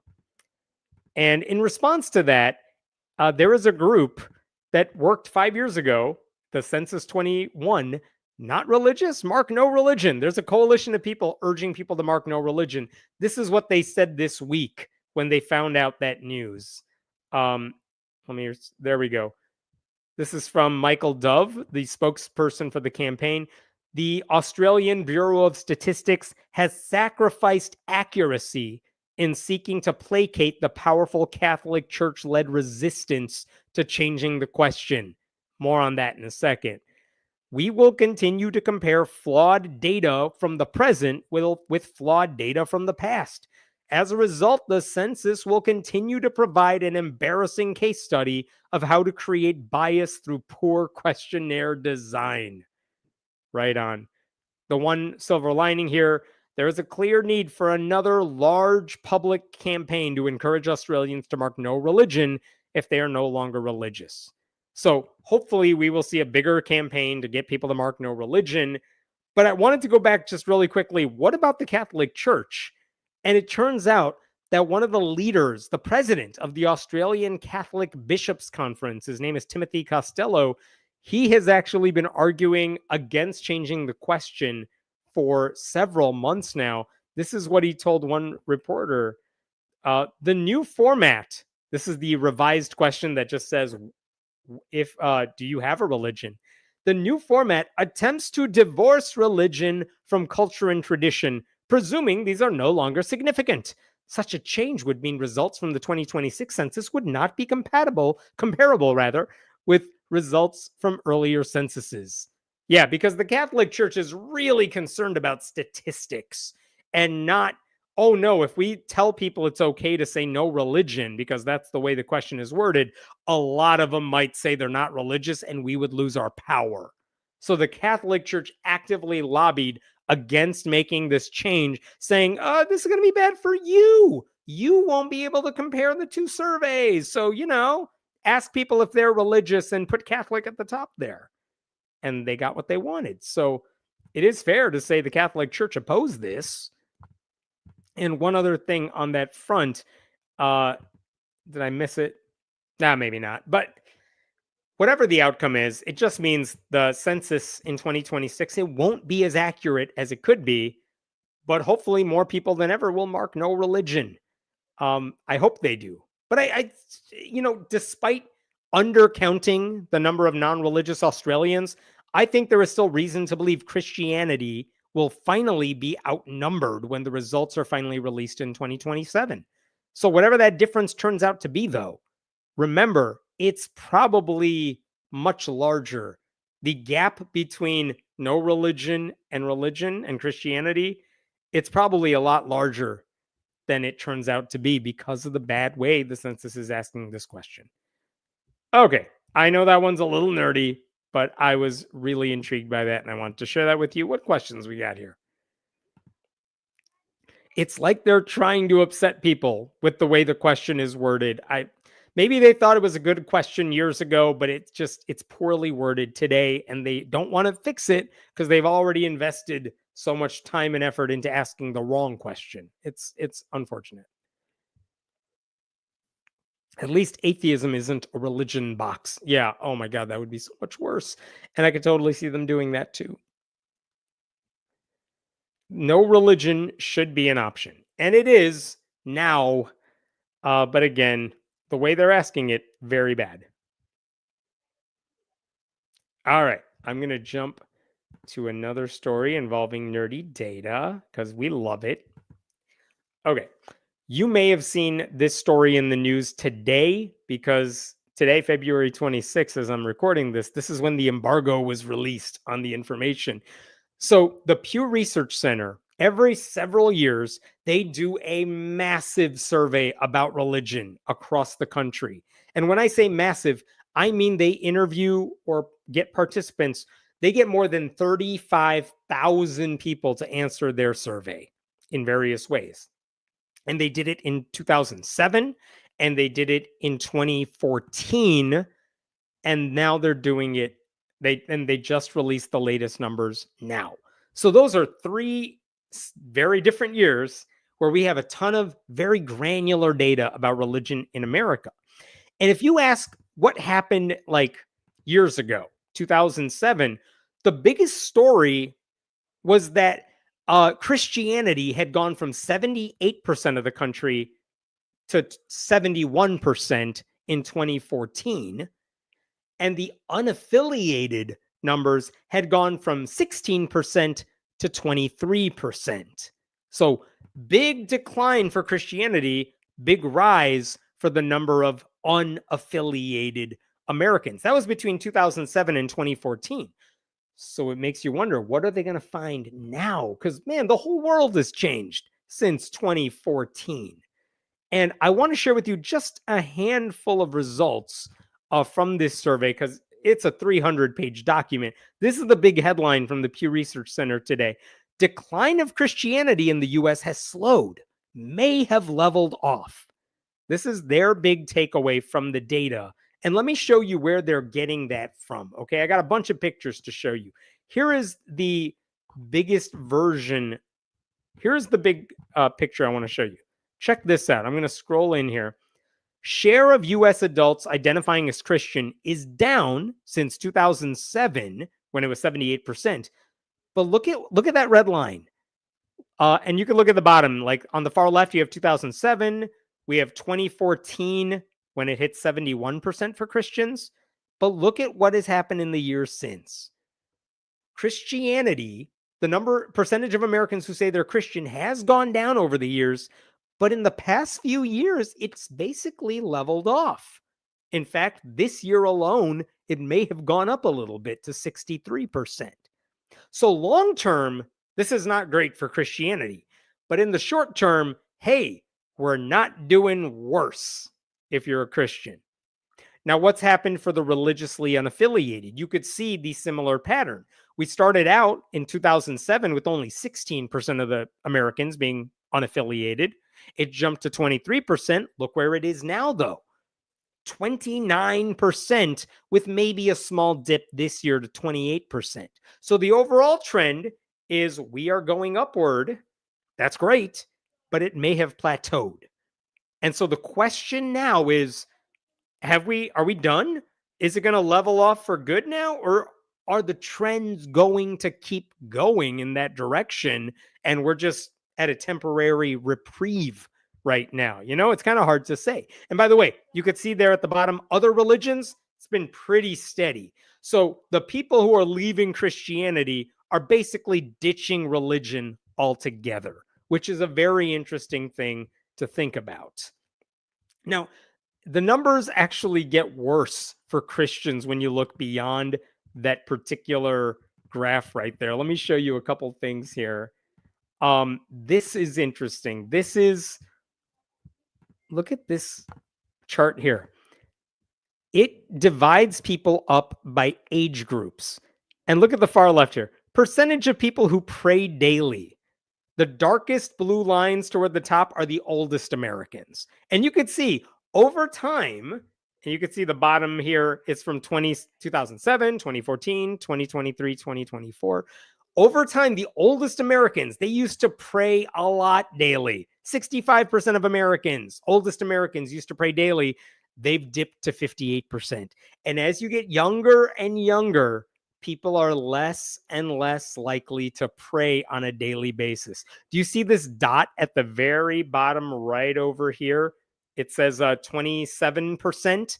That's a dot because that's the first time we have data on the people born between 2000 and 2006.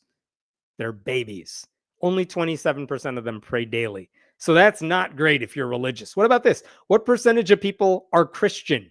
Among the oldest Americans, just about all of them were Christian. 86% of old people were Christian back then in 2007. Now, dip down to 80. What about the youngest people? Oh my God. Only 46% of the babies, and by babies, I mean like 18-year-olds to like 24-year-olds, only 46% of them are Christian. How many people are religiously unaffiliated? Look at that. I know it's not a big jump up for any of these groups, but it is going up no matter the age group. And now 43% of the babies are non-religious. So even if we have plateaued, as those old people die off and the younger people take their place, you can imagine it's going to become a more secular society. Let me show you another interesting image about this. Is breaking it down between young people and old people. Again, young adults are far less traditionally religious than older adults. And look at this. When it comes to praying daily, the younger you get, the less likely you are to pray. I just showed you that. How many people attend religious services monthly? And it goes less and less the younger you get. The only interesting thing here is if you look at people born in the 1990s and then the people born in the 2000s, there's actually not much difference at all. So again, this is the plateau we're talking about. But what happens when the people born in the 40s die off? That decline in organized religion is still going to be felt. What percent of people believe in God with absolute certainty? The younger you are, the less likely you are to believe in God 100%. And the same thing, how many identify as Christian? Less and less as you get younger. How many are unaffiliated? More and more as you get younger. And I know those last two cohorts are basically the same, but it doesn't necessarily mean it's going to stay that way. So that one's interesting. I want to show you, I'm going to jump around here. Let me jump to a different topic here altogether, which is race, because they actually did this as well. Let me talk about atheism.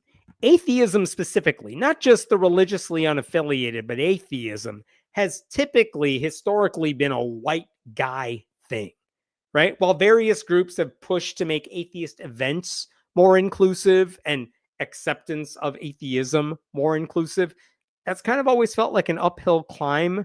There's not a lot of brown people who are talking about atheism, not a lot of black women talking about atheism, definitely not a lot of us being platformed the way Richard Dawkins are or Christopher Hitchens used to be or whatnot. But the Pew survey found that there's at least some movement in this direction. Let me show you this piece of information. Look at the racial composition of Christians and the religiously unaffiliated. Among Christians, what percent are white? Christianity is becoming a little less white over the years. Interesting. A little more Hispanic, slightly more black, not much change elsewhere. But look at this. Among religiously unaffiliated Americans, not atheists, just religiously unaffiliated, we are also getting less white as a whole. We're getting much more Hispanic. There's actually a pretty big jump from like 4% to 7% for Asian, and everyone else is pretty steady.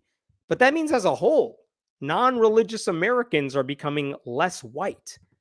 Now, what happens if you look at atheists specifically? When I looked up those numbers in the data, let me tell you what they found. I don't have a pretty chart for you, but what they found is that among atheists, 75% are white, 10% are Hispanic, 8% are Asian, and 2% are black.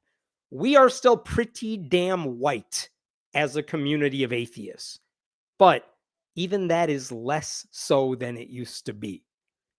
What about gender? That's always been a thing, right? Atheism is always a male thing, and a lot of women have pushed to make those spaces more inclusive. Well, this is also very interesting. When you look at the people with no religious affiliation, just the nuns, check this out. And I broke this out just to show the nuns. the number of Americans, percentage of Americans with no religious affiliation used to be 16% in 2007. Now it's 29%. That's the percentage of Americans with no religious affiliation. Look at the percentages.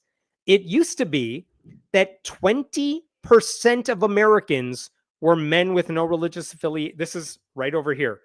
Men with no religious affiliation used to represent 20% of Americans, and women with no religious affiliation were 13% of Americans. What's happened now? Non-religious men represent 31% of the country, and non-religious women represent 27%. So the gap is actually closing among the nuns, right? That's a good thing. If you're wondering about atheists specifically, in 2007, 2% of Americans were male atheists, 1% were female atheists. Today, those numbers are 6% and 4%, respectively. And that means the gap, the relative gap between men and women is closing, which again, very interesting. I want to show you my favorite chart in this entire 300 pages. Are you ready for this? This is my absolute favorite one because you'll just want to stare at it for a while. And honestly, when I was looking at coverage of what other people wrote about this data today, I did not see this stressed, and I don't really know why. Check this out. On balance, Christians lose more people than they gain by religious switching. Okay, so they asked people, what religion were you raised in, and what religion are you now? Okay, and what this is saying is I'm looking at the top line here. For every one person who joins Christianity from some other religion or no religion, 6 people leave Christianity. They are leaking. They're like a bucket of water that is leaking. For every one person who joins Christianity, 6 people leave it. And when you look at Catholics specifically, for every one person who becomes a Catholic, 8.4 people run the hell away from the Catholic Church. They are leakier than Christians in general. And then look at this line right above me here. For the religiously unaffiliated, for every one person who finds God somehow, 5.9 people decide to ditch organized religion entirely. So this is the change. This is what religious groups are up against. That, for all the talk we have about like fundamentalist Christian families like the Duggars who have these quiverful families, lots of kids, guess what? They think they're having a lot of kids in order to raise another generation with more Christians than ever before. But that's not the reality of the situation. Because the reality is, as people grow up, they're leaving organized religion and they're becoming religiously unaffiliated. I love that. People are more willing to switch religions as they grow up. And we, the nuns, N-O-N-E-S, are the beneficiaries of that. I absolutely love that graphic. I want to show you another thing here. This one's just straight up funny, I think. Because here's the thing, Americans as a whole, we are not a smart people. Okay, most Americans believe in God. That's not weird at all. But look at this. Like among religiously affiliated adults, adults who say, yeah, I'm religious, 96% of them believe in God. Well, okay, I expect that number to be high. Who are those other 4? Who are the 4% of religiously affiliated people who are like, I'm not sure about God? But look down here if I scroll down.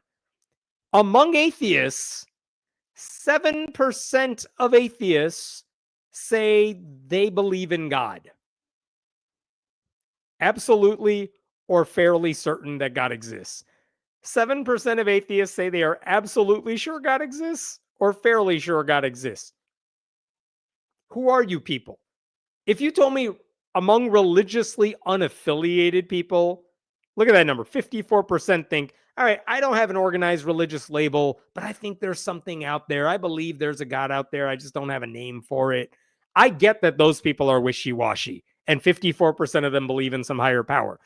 But among atheists specifically, what is going on here? Who are these people who are like, yeah, I'm definitely an atheist? Oh, do you believe in God? Yeah, maybe. 7% of atheists make no sense at all. You are not doing atheism right. Not to be a gatekeeper, but no, that's not how it works. What the hell? I don't get it. Along those same lines, by the way, 5% of atheists believe in heaven, which is actually an improvement because in 2007, 12% of atheists believed in heaven. We've dropped it down to 5% who are very confused people. 4% of atheists believe in hell. And like I just showed you, 7% of atheists believe in God or some universal spirit. I don't know. In case you're wondering, 2%, I want to show you, where did it go? 2% of Christians say they are pretty damn sure God does not exist. So if it makes you feel any better, there are some very confused Christians as well. So that one's interesting. This was another tab I wanted to show you here. It turns out there's a lot of overlap between your religiosity and your political affiliation. So look at this. They asked people about high religiousness. And you could see in the fine print here, what does religiousness mean? It means how often you pray. Do you believe in God? Do you think religion is important? Do you go to a religious service? If you answered yes, then you have high religiosity. And it turns out if you're very religious, 61% of people who are very religious lean Republican or vote Republican. Meanwhile, if you are not religious at all, 67% of people are Democrats. And you can see in the top line here, it's pretty split down the middle because we are a very polarized, divided nation, almost down the middle. It's about half and half. But what amazes me about this, and I know I've said this before, Republicans go out of their way to pander to the religious. I mean, we know they pander to conservative Christians. That's what Project 2025 is all about. That's what Christian nationalism is all about. And yet, Democrats try to pander to the religious too. And it makes no sense at all because the biggest chunk of their base is non-religious. Democratic candidates, especially for statewide national office, I don't need them to be atheists. I need them to be talking about how we're going to respect church-state separation and we're not going to let one religion dictate our laws. You could win on that platform because there's a whole lot of us who don't want religion infiltrating our politics, right? A couple more things here. This is interesting. When you look at Black Americans specifically, turns out it doesn't matter how religious you are. If you're very religious, 76% vote for Democrats. If you're very not religious, 75% of Black people vote for Democrats. Democrats down the line. Black people down the line support Democrats. Doesn't matter how religious you are. I enjoyed that one. That was interesting.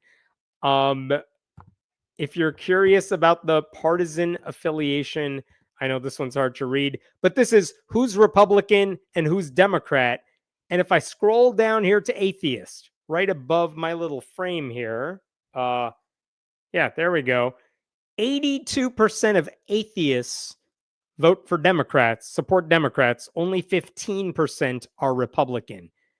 You could see overall for the unaffiliated, it's 62 support Democrats.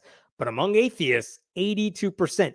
82% of atheists support Democrats is higher than the number of evangelicals who vote for Republicans. We are a very tight base, strong base for Democrats. I wish they would realize it. And then one last part of this I wanted to show you is that when it comes to any moral issue, notice where atheists are at. So here's one about trans people. Do you think that acceptance of people who are transgender, do you think it's good that we accept people who are transgender? Let me scroll down to atheists. Among atheists, 76% of atheists say, yeah, it's good that we accept trans people. Only 12% say no, and that person's name is Richard Dawkins. Or Jerry Coyne. Take your pick. But look at this. Among evangelicals, it's totally flipped, obviously. 64% of evangelicals want nothing to do with trans people. So on this moral issue of our time, are we better off when we accept trans people for who they are, when we see their humanity? Atheists are on the side of moral decency, more so than any other group here. Let me pick another issue. This is an interesting one. Women in the workplace. Do you think it's good? Do you think it's good that we allow women to work? Among people with low religiosity, 83% say, yeah, it's good that women are able to work. Among people who are super religious, only 64% think it's a good thing. Yikes. So on that moral issue, we're the ones on the right side of things. What about immigration? What percent of people say America's openness to people from all over the world is essential to who we are as a nation? That we ought to let in refugees and immigrants. If you have low religiosity, 82% of people who have low religion, I can't do the camera thing, can I? 82% of low religious people say it's good. 61% of high religiousness, 61% of people with high religiousness say it's good. So again, when it comes to welcoming people into our country, we're the ones with the moral high ground. Oh, this is fun. Do you think it's good that America is made up of different races and ethnicities? Turns out the less religious you are, the cooler you are with people of different colors and backgrounds. And it turns out if you're super religious, only 67% say it's okay. Jesus. Like, there's unbelievable. And what about the environment? Do you think it's good to have stricter environmental laws and regulations? Among atheists, at the very bottom here, 87% of atheists say, yeah, it's good to protect the environment and have regulations and protect the only planet, the only pale blue dot we have. Meanwhile, among evangelicals, only 44% give a damn about the earth because they don't think they're going to live here for very long. Again, name the moral issue. The less religious you are, the better person you are on every front, right?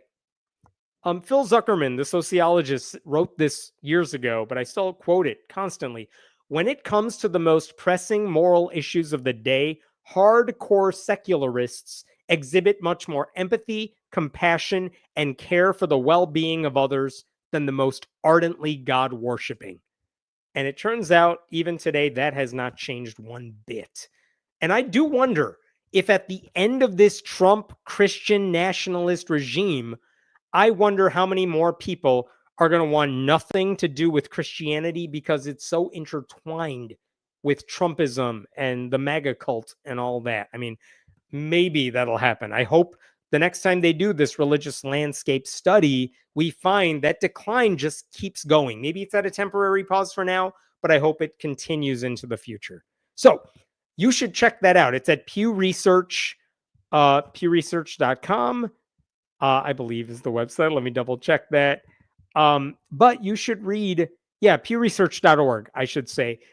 The whole study is fascinating. It's so much information. You could break it down by state. You could break it down, like they give you the tools to figure out exactly what you'd like to know. Really fascinating stuff if you like data. All right, I'll pause there. What else we got here?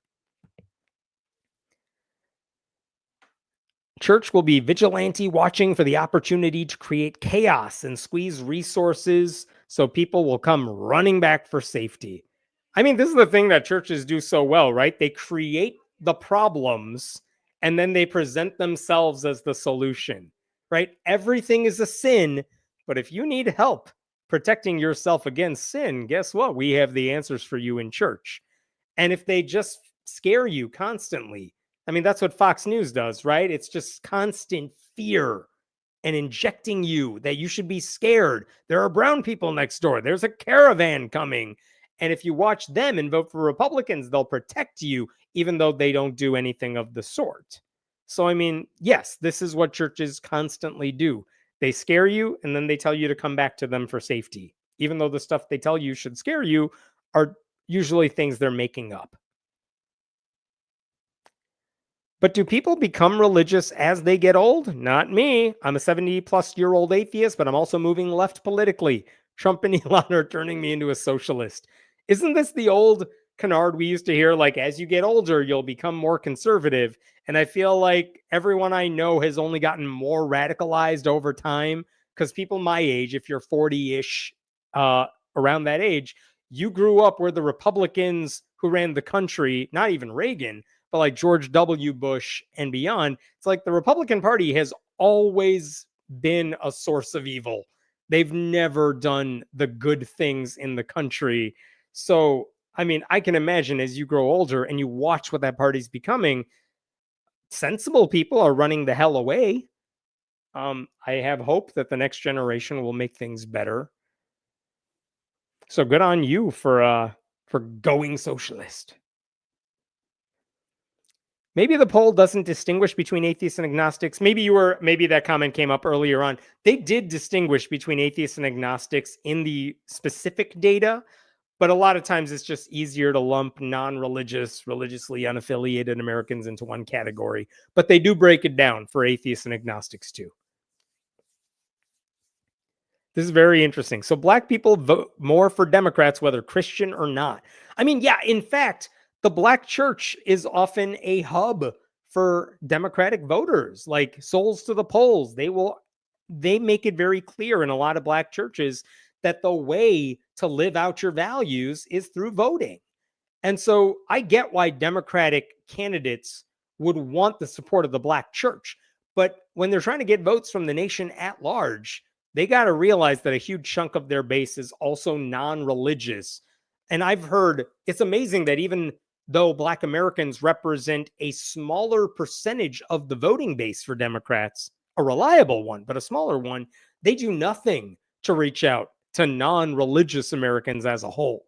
Like, they always pander to the religious, trying to imitate Republicans, and it never helps in my head.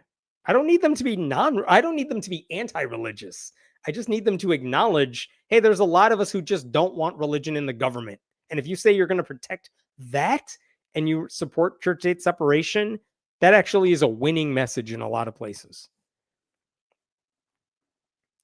All right. I have one more thing I wanted to show you. Okay, I got one more bit of wonky, nerdy data for you. Give me 1 second here.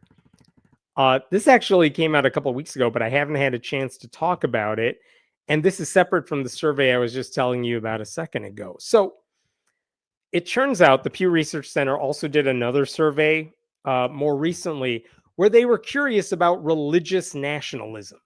Not just Christian nationalism in the US, but like Hindu nationalism in India or Islamic nationalism in Muslim majority countries. And what they found was that the United States actually has a very low percentage of religious nationalists, which seems weird because our entire government is full of them, right? It doesn't feel like it. But here's how they figured this out. They asked participants in this survey, this worldwide survey, 4 questions. And you have to answer yes to all of them to be considered a religious nationalist, okay? So here are the questions. Is being a member of your religion core to your national identity? Like, are we a Christian nation? Is that important to you? Is it important that your country's leader shares your religion, shares your faith? Number 3, do you think your holy book should influence your country's laws? And number 4, if there's a conflict between your holy book and the laws, do you think your holy book should take priority? So those are the 4 questions. And if you answered yes to all of them, they marked you down as a religious nationalist. And where do you think the United States ended up? I think if you asked me this question and I didn't have this in front of me, I would have been wrong. But if you look at the countries that are majority Christian, here's what they found right over here. Kenya has the most Christian nationalists by that definition, those 4 questions. 32% of people are religious nationalists. Where's the US? All the way down here. Only 6% of people in the United States are religious nationalists. Isn't that wild? Like, that's so much smaller than I thought it would be. And at the bottom of the list, like Sweden has no Christian nationalists. The UK, only 1% Christian nationalists. So that's incredible. Just by way of comparison, look down here. Among Muslim countries, Indonesia has the most Islamic nationalists. Turkey, by comparison, has only 11% Islamic nationalists. In India, 24% of Indians are Hindu nationalists. So, very interesting survey right there. So why does it feel, if only 6% of Americans are religious nationalists, why does it not feel that way? Why does it feel like, no, religious nationalism seems pretty popular? And there's a couple of reasons I would guess for this. One is that those Christian zealots, despite their relatively small percentage, have ridiculous amounts of political power. Like 6% of Americans are religious nationalists, and every single one of them runs for office. And a whole bunch of them win office. So that's one reason. The other reason is that the United States actually is weird. We are an anomaly among wealthier countries. So check this out. When you just do it based on GDP per capita here, like the wealthiest countries in the world, the yellow ones on I don't know how to point.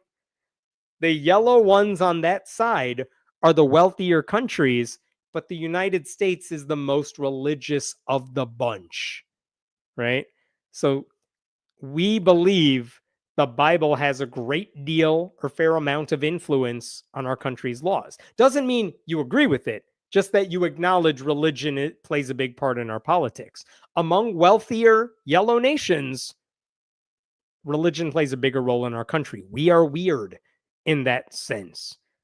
And down here, what percentage of people say the Bible or the Holy Book should have a great deal or amount of influence? And among wealthier countries, once again, more Americans believe the Bible should influence our politics. Those are not all Christian nationalists. There's just a lot of people who think, oh, the Bible? Sure, the Bible sounds great. We should definitely rely on the Bible because I heard Jesus is good. Not exactly the Trump flavor of Christian nationalism, but just well-meaning people who think the Bible ought to direct where our country goes. But again, among wealthier countries, we are the weird ones on that list. All right. That also means that even Americans who are not religious nationalists, a lot of them believe that in some way the Bible should influence our laws. And that is scary. It's scary that our democracy is in such poor shape that a lot of Americans think religion should have any say in how we operate as a country. Like, we have a duty. We have to do a better job showing people why those two worlds should not collide and show them all the damage that can occur when they do. And I mean, right now, all you have to do is point in any direction, and you should be able to point out the harm when you mix church and state. Just to name some examples, because that survey didn't include any examples. Should we end marriage equality? Should we, because right now that's what the religious right wants to do. Should we ban abortions? Should we close our borders entirely to asylum seekers even? Different Christian believers may answer those questions in different ways, but the conservative Christians all have the same answer, which is let's do the thing that causes the most harm and the most chaos, even though those policies on all those issues I just mentioned tend to be supported by the vast majority of Americans. I want to show you one last thing here, and then I think I'm done, which is they asked people, are you familiar with Christian nationalism? And this is kind of unbelievable because they asked this question in 2022 and recently in 2024. Check this out. What percentage of U.S. adults have heard of Christian nationalism and how favorably they view it? In 2022, only 5% of Americans said they knew what Christian nationalism was and they had a favorable view of it. And in February of 2024, that number had not changed. How many people have an unfavorable view of Christian nationalism? In 2022, only a quarter of Americans said, I've heard of it and I don't like it.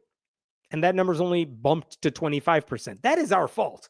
We need to do a better job of educating people. Now, mind you, that is February of 2024.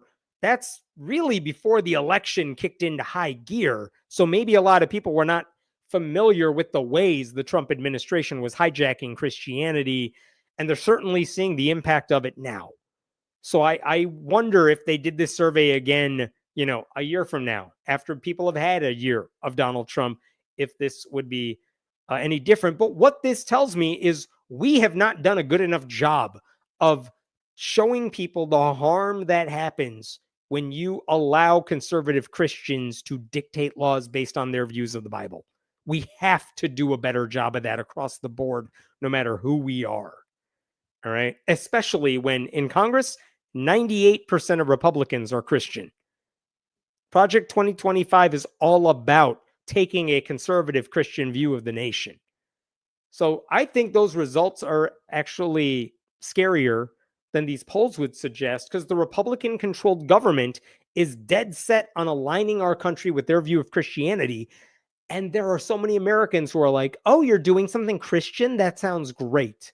And it's not great. And in fact, the things the government wants to do goes against what a lot of Christians want to do, but they don't realize it yet because we haven't shown them that Christian nationalism does not mean let's do good like Jesus. It means let's just quote the Bible to harm as many people as humanly possible. I think if there's any silver lining here, it's that the Trump administration is going to screw the country over so badly that maybe it drives people away from Christianity in the process. Like if we can get out of this Republican term in one piece, those supposed Christian values are going to be blamed for all kinds of unnecessary cruelty, or at least they should be if we had better communicators among Democrats.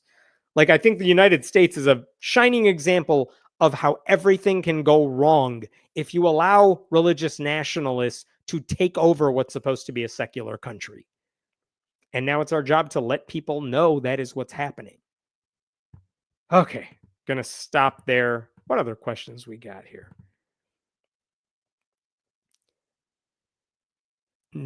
How many missionaries go to Kenya? That's a good question. I have no idea what the answer to that is, so anything I tell you would be a guess. But I wonder if that influences the number of nationalists they have. My personal view on politics is that unless an issue is really hitting home, I do not pay that much attention to it. And if I feel one candidate can do a better job than the opposite one, I support it. I mean, that's fine. I think that's pretty typical of a lot of people. You don't pay attention unless something affects you directly. I don't think that's a selfish thing. I think that's just the reality of how a lot of Americans vote. But that means you got to talk to your friends and your family members and let them know that what Elon Musk is doing, what the Republican Party is doing, has an impact on your life and their lives. And you need them to vote for better people who are not Republican in the future so that this stuff ends, because you're going to have more impact on them than some random person knocking on their door the month before the election occurs. Oh, thank you for that donation, Keith. I appreciate it. Bonus video? I do have a bonus video. Thank you. Let me jump to this. This comes from Right Wing Watch, but I saw this video and I was shocked. I mean, I don't know if I'm shocked. I'm not shocked by much of anything anymore. But it featured a Texas pastor. His name is Joel Webbin. And he's this Christian nationalist. He thinks Americans are basically too stupid to follow the Constitution, and we're all better off with a Christian dictator who has to rule with an iron fist and basically force everyone to at least pretend to be a Christian. That's seriously something he has said in the past. And he wants our country run according to his vision of Christianity. He wants the Apostles' Creed added to the Constitution. He wants to ban abortion and pornography and no-fault divorce and IVF treatments and birth control. He wants to ban that all. He wants non-Christians out of his neighborhood. He doesn't think non-Christians should be allowed to hold elected office. He doesn't like Catholics. He thinks immigrants should be shot for trying to enter the country. He wants people who have affairs to be executed. He doesn't want women to vote. it goes on like this for a while. He's not a good person. He's also a Christian. You connect those dots. All right. But here's the thing I wanted to show you in this video. He recently said during an episode of his podcast that right-wing Christians should gain political power and then use that power to terrorize their enemies. And here is the video, and then we will talk about it because yikes. Again, this is from Right Wing Watch. You have to reward friends and punish enemies. It's not enough just to release the good guys. You then have to terrorize, absolutely terrorize. Your enemies should be having nightmares every night thinking about what the Christians are going to do to them. And it's like, that's not Christian. That sounds terrible. Jesus said to love your enemies and pray for those who persecute you. I'm talking about doing it all through categories, through the proper avenues. That's what the civil magistrate is. Romans 13, he is a terrorize. I use that word intentionally. It's a biblical word. He is a terror to those who do evil. The Christian prince, Christians should be in government. And those Christians who pursue political office and attain it by the grace of God should absolutely be a terror to anybody who is a threat to Christians here in America. None of this stuff is hyperbolic, you guys. This is what these people are actually saying. And the way they justify it, he's saying Christians should control the government and then terrorize everyone else. And the way they justify that is they say whatever everyone else is doing is by definition evil. Oh, they want sex education in schools? That's evil. So it's our duty, our biblical duty to make their life a living hell. Oh, you're okay with drag queens reading to kids? You're the enemy, so anything we do to fight back against you is justified. Like they are rationalizing doing the cruel things. The same way Elon Musk is saying, who cares what the scientists are up to? It's all fraud. It's like, no, they're actually trying to find the cure for cancer. But when you say, well, they're probably wasting money, it gives you a rationale to just fire them and get rid of everything they're doing because you don't know what they're doing. But this is how Christian nationalists operate. They treat everybody else who disagrees with them, and honestly, they treat everyone who only agrees with them 99% of the time as their enemy. And then they think the second we get control, we are going to use that power to destroy everybody else. I'm just trying to imagine, like, if AOC or Rashida Tlaib ever said anything like this, it would be a headline on Fox News. It would be on every right-wing propaganda outlet you could think of. But because a Christian pastor said it, and it's disturbing, obviously, I don't think that video is going to get any play anywhere because this is how we just expect Christian nationalists to operate these days. By the way, I did a story earlier today with Dusty Devers of Oklahoma, the guy who wanted no-fault divorce banned, and he wanted covenant marriage to be passed to pressure people to get married in marriages they can't escape. And he wanted to ban abortion pills and everything. Guess what? These two guys are like buddy-buddy. Joel Webbin works with Dusty Devers on these issues. He works with, I think he also worked with Russell Vaught, who just got appointed to the Office of Management and Budget. So Joel Webbin is the pastor at Covenant Bible Church in Texas. He founded these right-wing ministries. His conferences reach out to a lot of right-wing zealots as well. But I just wanted to show you that to remind you, I'm not quoting these people out of context. They really do want to hurt people, and they think it's okay to say that, and it's okay to act on that because they are living out what they think the Bible tells them to do. If a Muslim person did it, said the same thing, they would call it terrorism. They would accuse them of the worst things. They have accused them of the worst things. But because they're Christians, they think it's okay. And not enough people pressure them about it. Not enough people criticize them about it. They really do think they're justified in hurting as many people as possible the second they get a chance to, because that's what God wants them to do. Doesn't matter what the New Testament said. Doesn't matter what Jesus said. They don't care about Jesus. That's who these people are. It's disturbing. And also, this video is not weird in the sense that it's an anomaly. It's not. They say this stuff all the time. Okay, that's it. I just wanted to show you that video. What questions we got? This is exactly why this Christian nationalism business is dangerous. No one is Christian enough to everyone. They will attack each other eventually. Yeah, they absolutely do. You know who guys like Joel Webben hate more than atheists like me? Progressive Christians who use the same book and the same language to actually help other people. They hate those people. What other questions? Oh, we got last calls. Okay, I have no idea what Den is going to show me here. But let's go. What things have I tweeted about that I totally forgot? All right, let's see what this one is. Can we blow this up at all? If we can make that a little bigger here, I don't know. Let me see if I could pull this up here. Here we go.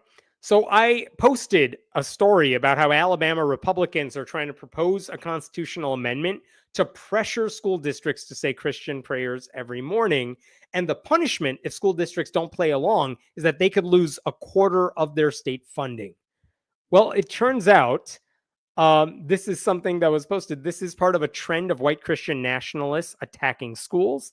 They feel like they win either way because they get to force Christianity on kids or punish public schools that refuse to comply. This is from Nick Fish of American Atheist. Our team is tracking close to 100 anti-education bills in state legislatures nationwide. I mean, again, first of all, this stuff is real. That video I just showed you from Joel Webben, that is not an anomaly. This is a guy in office who's trying to punish public schools for not promoting Christian nationalism. The other thing I want to say is I really do appreciate that one of the unspoken benefits of some of these larger atheist groups, and I don't think they get much credit for this, is that they really do track at the state level the types of bills that are being discussed and promoted by Christian nationalists. So a lot of the stuff we know about what Dusty Devers is trying to do in Oklahoma, or what some low-level state representative who you've never heard of in a state you rarely visit is trying to do. And we know this stuff because groups like American Atheists do track this legislation and they inform their members what they can do to put a stop to it. And they get credit for that. They should get credit for that. What else we got, Den? This one says, so the White House tweeted a picture of Donald Trump, the actual official White House account, and Trump said, "He who saves his country does not violate any law," which again is scary because it rationalizes anything he wants to do and says, if I want to do it because I think I'm saving my country, it's de facto legal. Frightening. And what this says is, from American Atheists, that this sort of rhetoric is disgusting, un-American, and downright dangerous. No one is above the law. And it is exactly what the white Christian nationalist ideology has been pushing for years. The idea that Donald Trump is a savior figure who is ordained to rule and is answerable only to God. I mean, that's the thing. You think anything you do is justifiable because you claim you're saving the country. This is the same way that Christian extremist I just played for you acts. He says, if I'm cruel to people, if I want people put to death because I think what they're doing is evil. Abortion is evil, so we got to put abortion providers to death, something like that. It's always okay because they think they're fighting a righteous battle. And he's doing it for religious reasons. Trump says he's doing it for political reasons. And their followers never challenge it, never criticize it, because they treat Donald Trump the same way they once treated Jesus, like a savior who can do no wrong. And that is a dangerous mentality that we need to help break people of. And that starts by just talking about it with people you are close to and making sure everyone is aware of how serious this problem is. This one says, okay. Just looking through this here. Let's skip this one, Den, only because it's a different thing. Oh, this is interesting. This is from Ryan Burge, who is a really good with data online. And this is interesting. He said in 2018, the Paul Simon Public Policy Institute did an analysis of taxing and spending at the county level in Illinois. For every $1 Cook County pays in taxes, Cook County, of course, includes Chicago, it gets back 90 cents in benefits. For the suburbs, they get 53 cents back for every dollar. But for the south of Illinois, they get $2.81 for every $1 they give in taxes. And what does this mean if you're not familiar with this thinking? Every time we pay taxes, all the red states, they always say, we want lower taxes, we want lower taxes. And, you know, we should punish states, we should make them pay their fair share, whatever. Like Mississippi, Louisiana, Alabama, they get back from the government way more than they put into the system. California, on the other hand, gives a lot to the federal government, and they don't get nearly as much back from it. The blue states very much subsidize the red states. And what Burge was doing here is saying, guess what? In Illinois, Chicago, which gets all the backlash from Republicans, everyone hates Chicago if you're a conservative. Every time Chicago people pay taxes, they get less back in benefits from the state.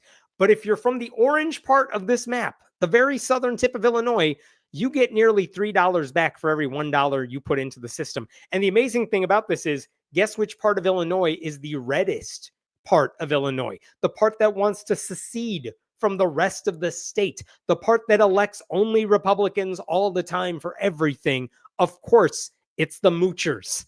It's the orange bits of the state. It's part of the red parts of the state as well.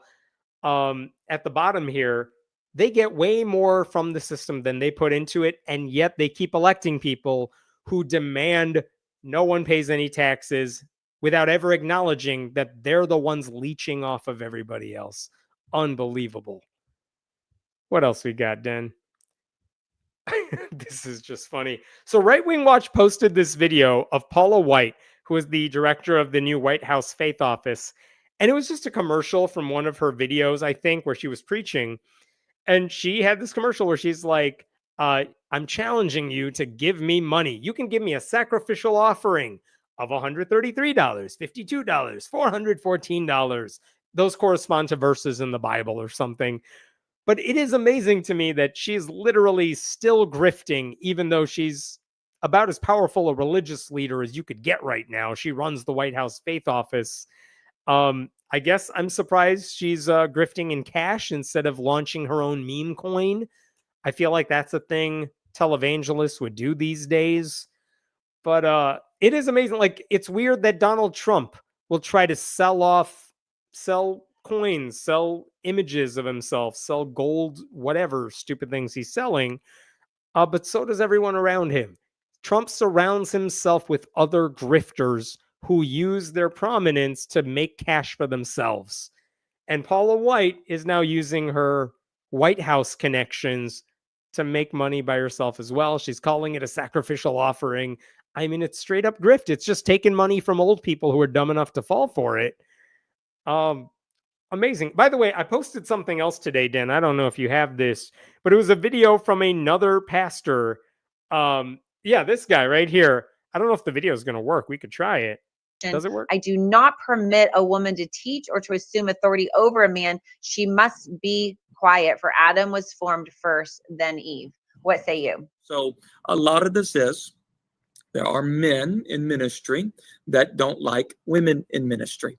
And if Pastor Paula White was Pastor Paul White, and she was from the Word of Faith movement, they probably wouldn't be making such a big deal that Trump appointed Pastor Paul White to head up the faith office. But since it's Pastor Paula White, now everything she does, says, believes it's an issue.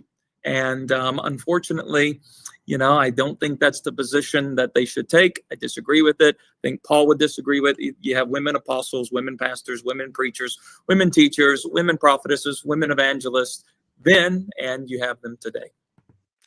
So that is Jackson Lahmeyer, who is a pastor from Oklahoma, who he's the sort of person who would say women should not be allowed to be pastors or preachers.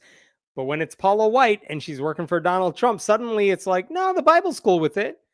He doesn't address the verse from Timothy that says women should be silent and subservient in a church capacity. He doesn't address the hypocrisy. He doesn't call out other pastors who are sexist. He just says, no, it's cool. It's Paula White. She's fine.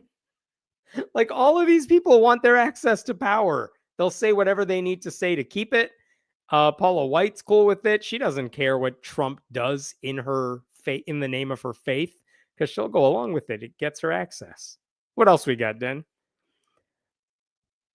Oh, this was fascinating. I made a video a couple weeks ago about how North Dakota was trying to pass a bill to put intelligent design in science classes, and that bill got defeated 25-22.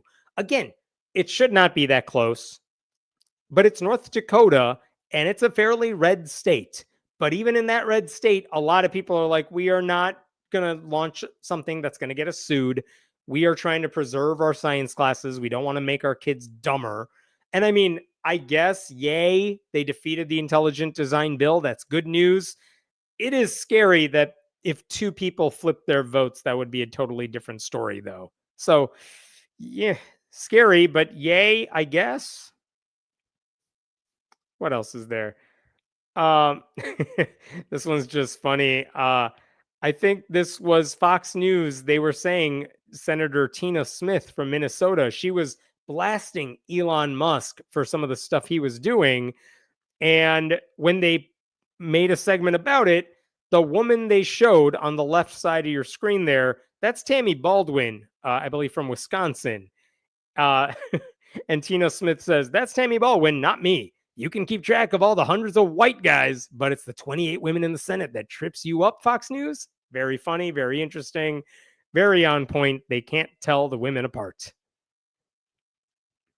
So the White House recently banned the Associated Press from covering in person what happens at their press briefings and like on Air Force One.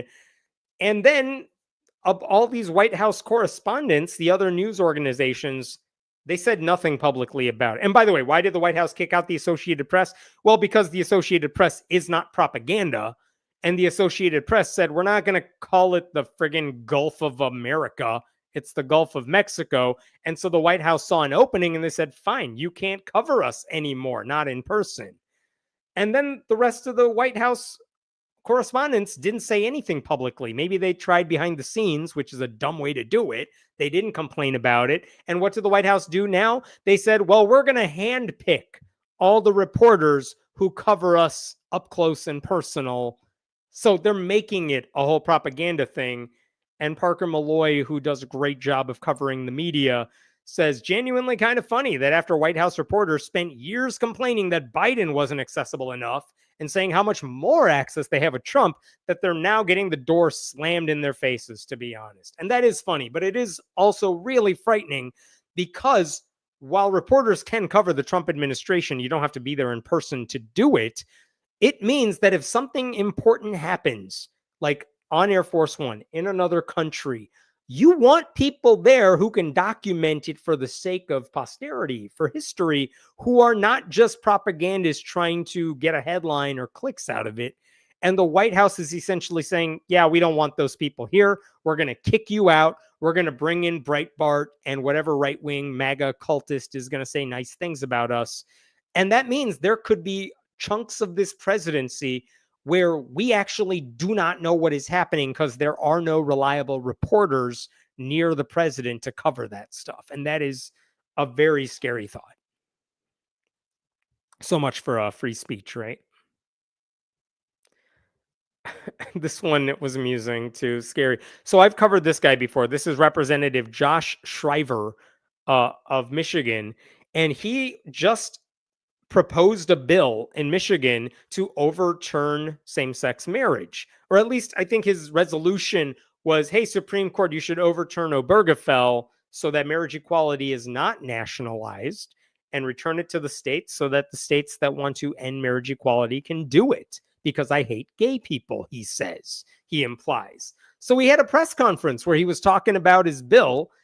It was not widely attended, but he also was too afraid to take any questions from people because he's not a smart dude. He's just a Christian zealot who wants to hurt people. So he loves making TikToks. He loves making those type of videos. But the second there's two-way dialogue, he shrinks and cowers because he doesn't know what he's talking about. But I'm going to remove myself from this picture here. Guess who was at that press conference? There's one guy. His name is Senator Jeremy Moss of Michigan. He's openly gay. He does not like Josh Shriver. And Jeremy Moss appeared at that press conference, sat in the front row.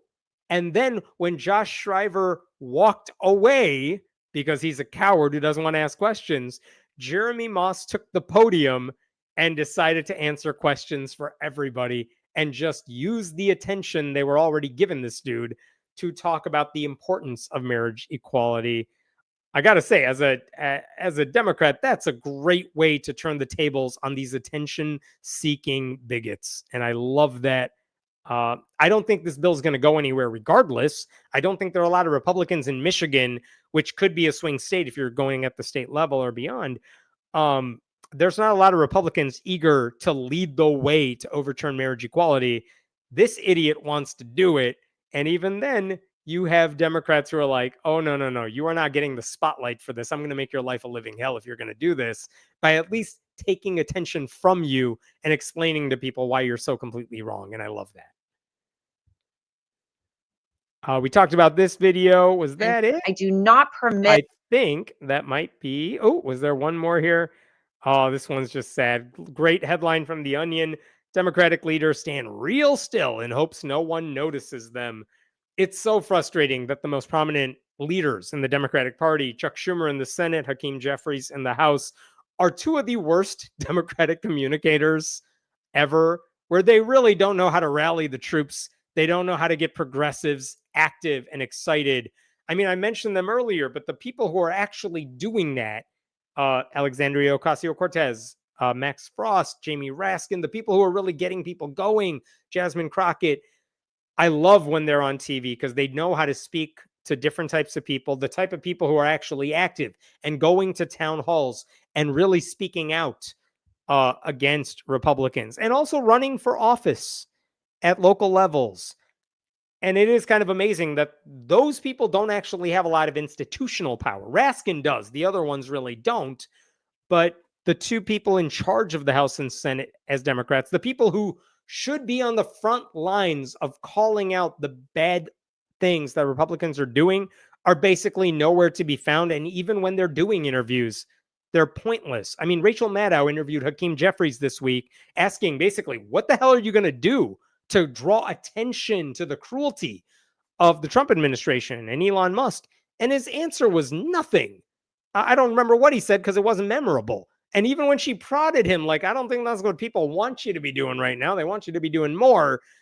He didn't take the hint. I mean, it's very frustrating. I will say, I do think in 2004, 2005, Democrats were also demoralized, having lost a big election, despite all the horrible things George W. Bush was doing. You did not know who the next leader was going to be. It took a while before that next leader really came on the scene.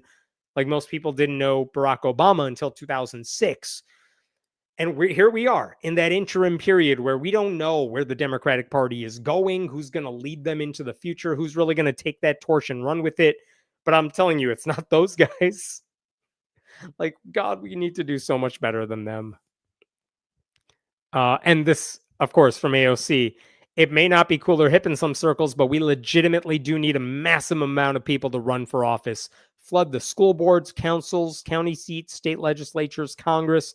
Big changes at the top happen while the ground shifts at the bottom. That can start now. She's absolutely right. You can go to run for something, Google that site if you're interested. I will say it is so... I mentioned Sean Faircloth earlier in this video, who is running for state office. But I get so inspired locally when there are people I know who are running for school boards and city councils and the park district and library seats. Those are like you don't get a lot of name recognition. You don't get a lot of media hits or anything. You don't have to spend a lot of money on those races. But the problem is Republicans who want to destroy the system are so confident they're the best people for the jobs. Meanwhile, the liberals and progressives who actually would be amazing in those positions tend to also be the most self-critical, thinking, well, I'm not the best person for this, so maybe I should not run. And the problem then is none of the good people run and all of the idiots run. And that's what we need to fix. So she's right. Like, if you know how to work a campaign at the local level and you get used to it and you run for it, especially when you're young, you are going to be poised and ready to run for a state office in the future. And then who knows what happens from there. And this is one good thing, a silver lining to the Trump administration right now, is they're so bad at what they're doing that I hope it's inspiring a lot of people to run for office at the local level right now. Because that's one way for them to fight back in a way they can actually do something. So I agree fully. All right. Thank you, everybody, for sticking around. I know this was a long one. It's been like a week and a half, so I had a lot to talk about. Thank you to Den for helping out with everything. Let us know what you think about that last segment where it's just kind of talking about some of the things I was tweeting. And again, as always, if you want to support what I do, you can subscribe to the newsletter right over there. And you can also go to patreon.com/Hemant. I appreciate that. And have a wonderful week. I should be back next Friday at the usual time. Have a good weekend, everybody.